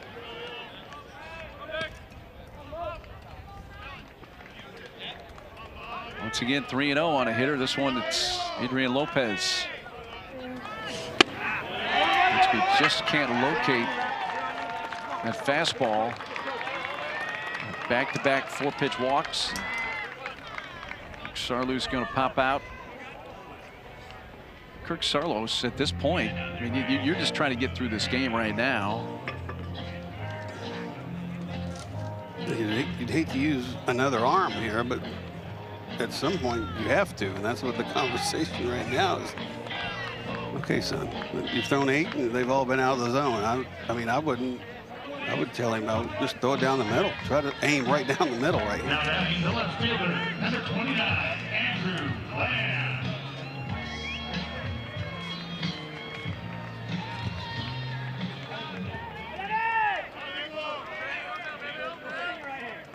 Bixby has averaged about a walk per inning, and 17 1/3 innings pitched coming in, 16 walks. Now you can make it 18 walks with the 2 here, 23 strikeouts. So looking for a strike.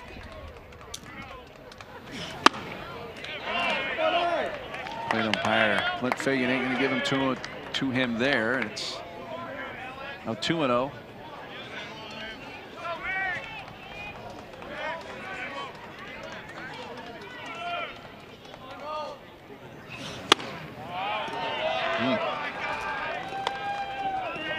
As a pitcher, you can't shake your head. I mean, you've thrown 11 pitches now, and none have been on strikes. So you get one close, and it's called the ball.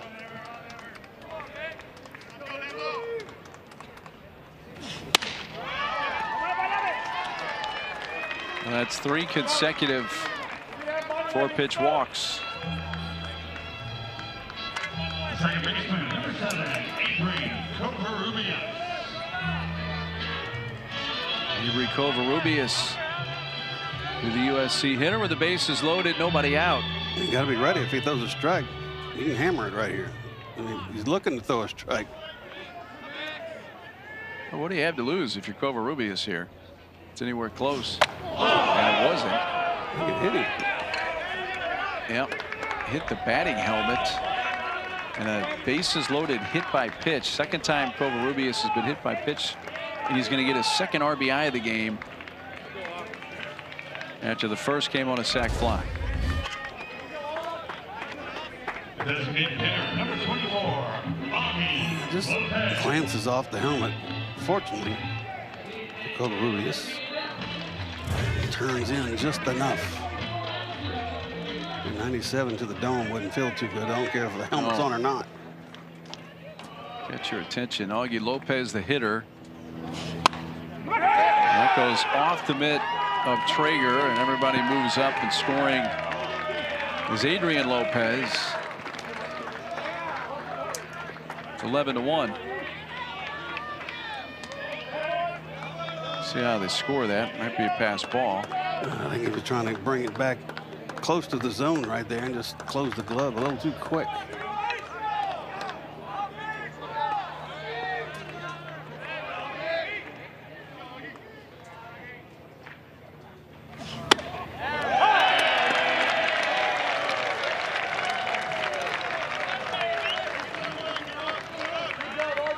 All right.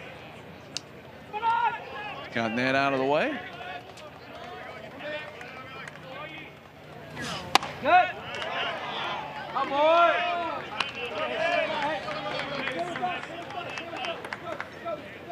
2 balls and a strike.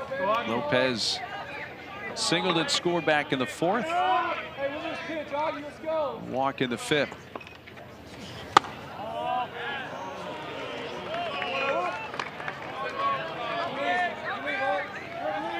Wouldn't think the leash could be a whole lot longer here, can it? Anyone up? Anybody had time to get up? That is a valid point. You have first base open here. There's a strike, full count. Borderline on the high outside corner.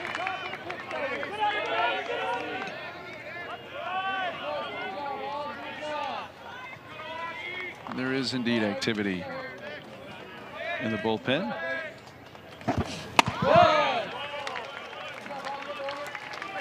There's a walk. Gianluca Shin is the lefty we saw get loose in the bullpen. Right fielder, number 14, Jeffrey Basier.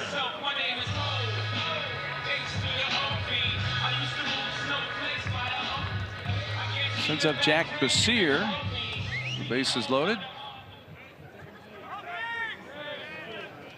No, nobody out. 4 walks and a hit by pitch. First pitch strike.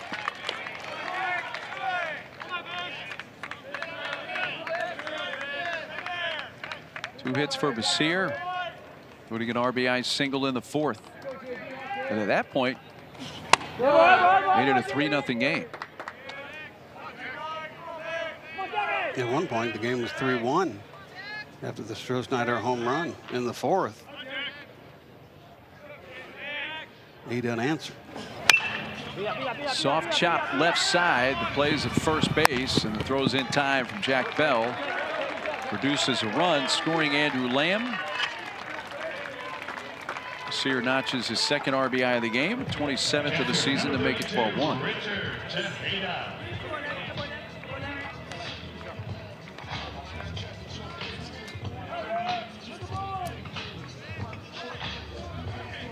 Another opportunity for the 9-hole hitter, catcher Richard Tejeda.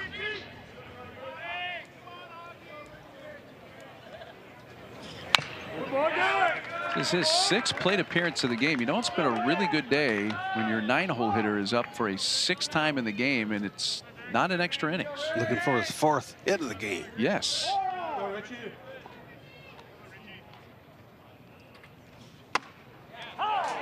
Beats the inside corner there. 0-2.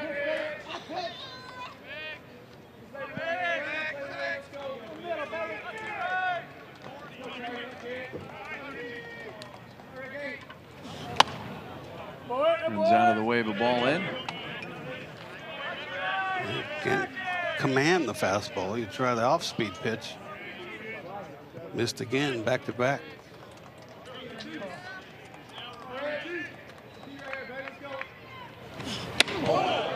Man, that one got away. Ironically, it was one of his slower fastballs at 95.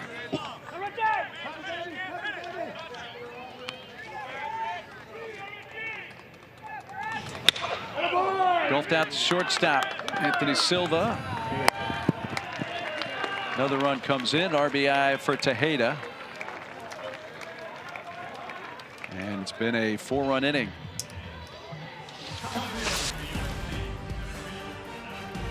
Take a look at the Women's College World Series brackets. Boy, OU down to their last out. 3-run shot off Carlin Pickens. So it's got Tennessee and Florida in an elimination game tonight. Ole Miss, Oregon, the same.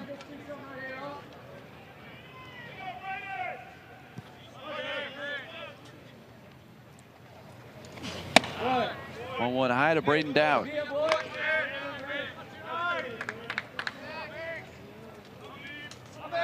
Well, if you're TCU here, Zeke, you got to just kind of reset and get ready for the elimination day tomorrow. I got another early game, first game tomorrow. And we've seen their 9th inning heroics all year, but right now chasing 12. You have to forget about what happened today. Your season comes down to one game, and that's tomorrow. You got to throw strikes. You got to field the baseball. If they've fielded those bunts early in this ball game, it's a whole different story. And there's a strikeout to end the inning. 8 batters come to the plate, and the Trojans had 4 more without a hit. Last chance for the Frogs when we come back. We see plenty of summer days in triple digits, and we knew that the Trex material was going to be a little cooler, but was shocked how much cooler it is. Trex, the #1 performance-engineered decking and railing brand for your life outdoors. Fire it up. The all-new Dragon Flame Grilled Whopper is here at BK. Bold, juicy, flame grilled, and ready for adventure. Experience a new kind of flame at Burger King. How to Train Your Dragon, coming to theaters June 13th.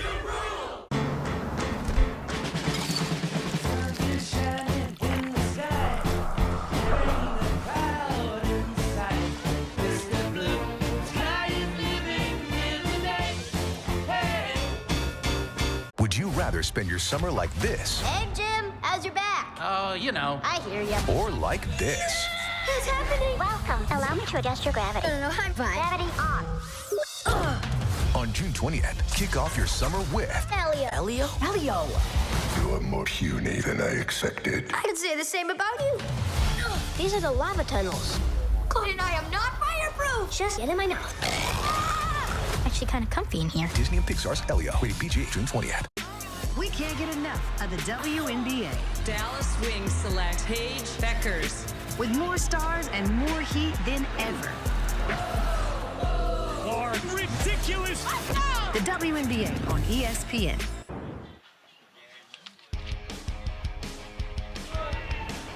Well, it was a 3-1 game, and since then it's been 10 unanswered runs from USC. All just out of reach, brought in the 4th run in the 6th inning, and they certainly weren't finished from that point. 13 runs on 14 hits, all singles today. A lot went right for them in this game.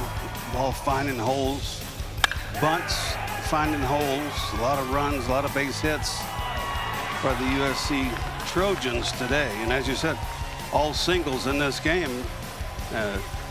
13-1 ball game here as we go to the bottom of the 9th. And as a look at today's Capital One rewarding performance, it's just been a group effort. Group effort, that is, for USC offensively. 13 runs, 14 hits, all singles. Every batter in the starting lineup scored at least once. Yes, that's a lot of offense. And I was always thought that extra base hits will win you ball games, but today there hasn't been one. There's been one, and that was on the TCU side, a home run from Stroh-Schneider. So Aoki is finished after 8 innings. His career high pitches in the game was 116. That was against Penn State in his last outing, and he was at 114 today. So not a surprise that they go to the bullpen. It's Sax Matson.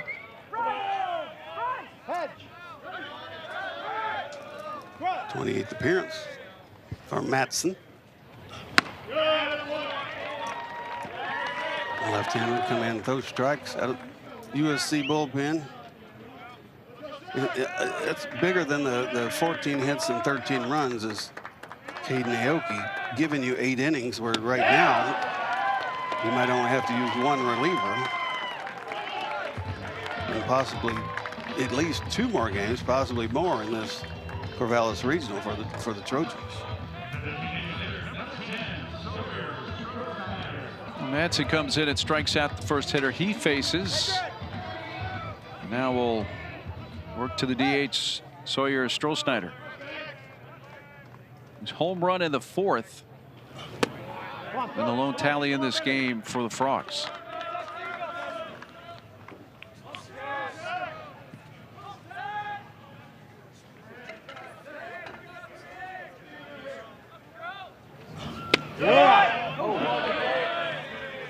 Pretty good breaking ball that missed a little low.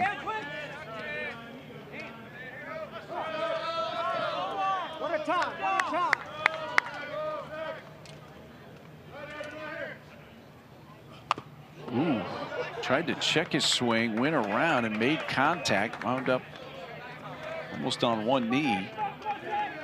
The ball had some run on it from Madsen. Looks like he's going to start the swing right here, and it's just running in on you. You can't get out of the way. Fouled it off, twisted his body all up. It's a lefty-lefty matchup. Madsen paints the inside corner.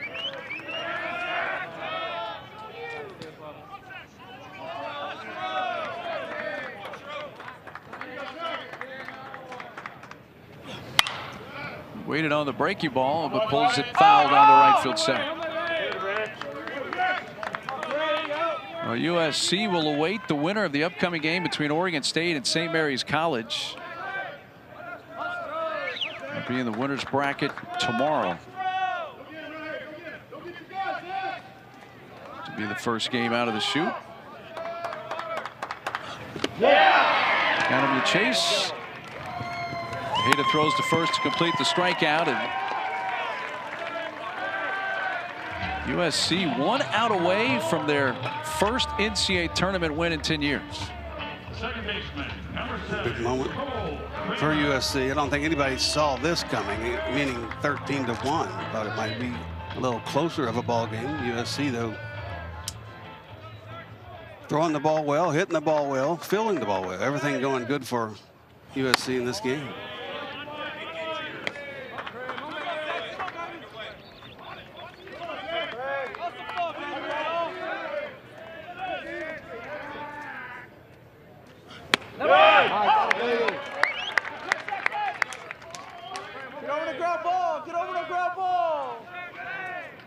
Kramer 0 for 3 today with 3 groundouts.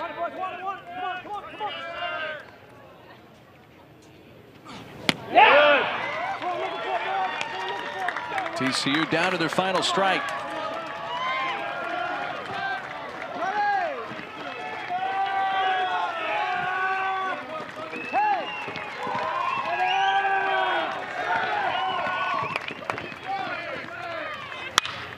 He lines it to right center field, just out of reach. Covarrubias all the way to the warning track before Basir gets to it, and down to second was Cole Kramer.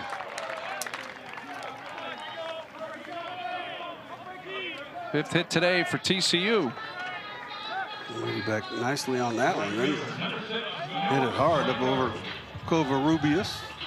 Hard enough to get to the wall for a double. So it extends the game for the cleanup hitter for the Frogs, Noah Francis.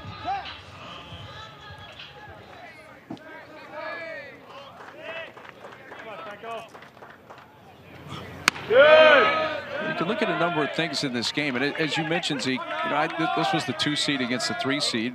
Either one we knew could win. We didn't expect this lopsided of a score. And then you look at the reasons how it got to this point.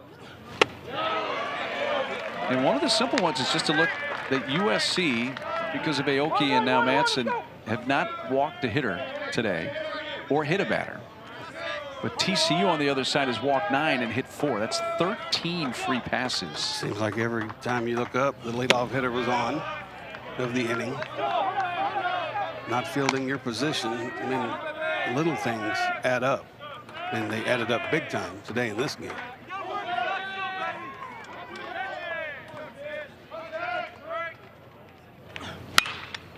Franco down the left field side, and this looks playable to end the game for Andrew Lamb. He makes the catch. And for the first time in 10 years, USC has won an NCAA tournament game. And it's one-sided today here in Corvallis as they beat Big 12's TCU going away 13-1. A big moment for the USC Trojans. As you said, first time since 2015. I like how Andrew Lamb put that ball in his back pocket. Wonder what he's going to do with that one. It's been a while since they won a game in postseason regional play, and today really took command and control of this ball game. So USC is in the winner's bracket game. TCU will be in the elimination game, pending the outcome of the upcoming game between Oregon State and St. Mary's. Wow, what a performance by USC here. Yeah, it was. I mean, it started on the mound. We knew Caden Aoki was going to be able to give you some innings. The offense came alive, scored a lot of runs. A big moment for USC winning the first game here in Corvallis. Aoki gets the win with 8 solid innings, his 6th victory of the season. That's going to take care of things for now. For Greg Swindell, our entire crew, I'm Mark Neely. Let's send it to the studio. Matt Schick, Mike Rooney, Chris Burke as USC wins it 13-1.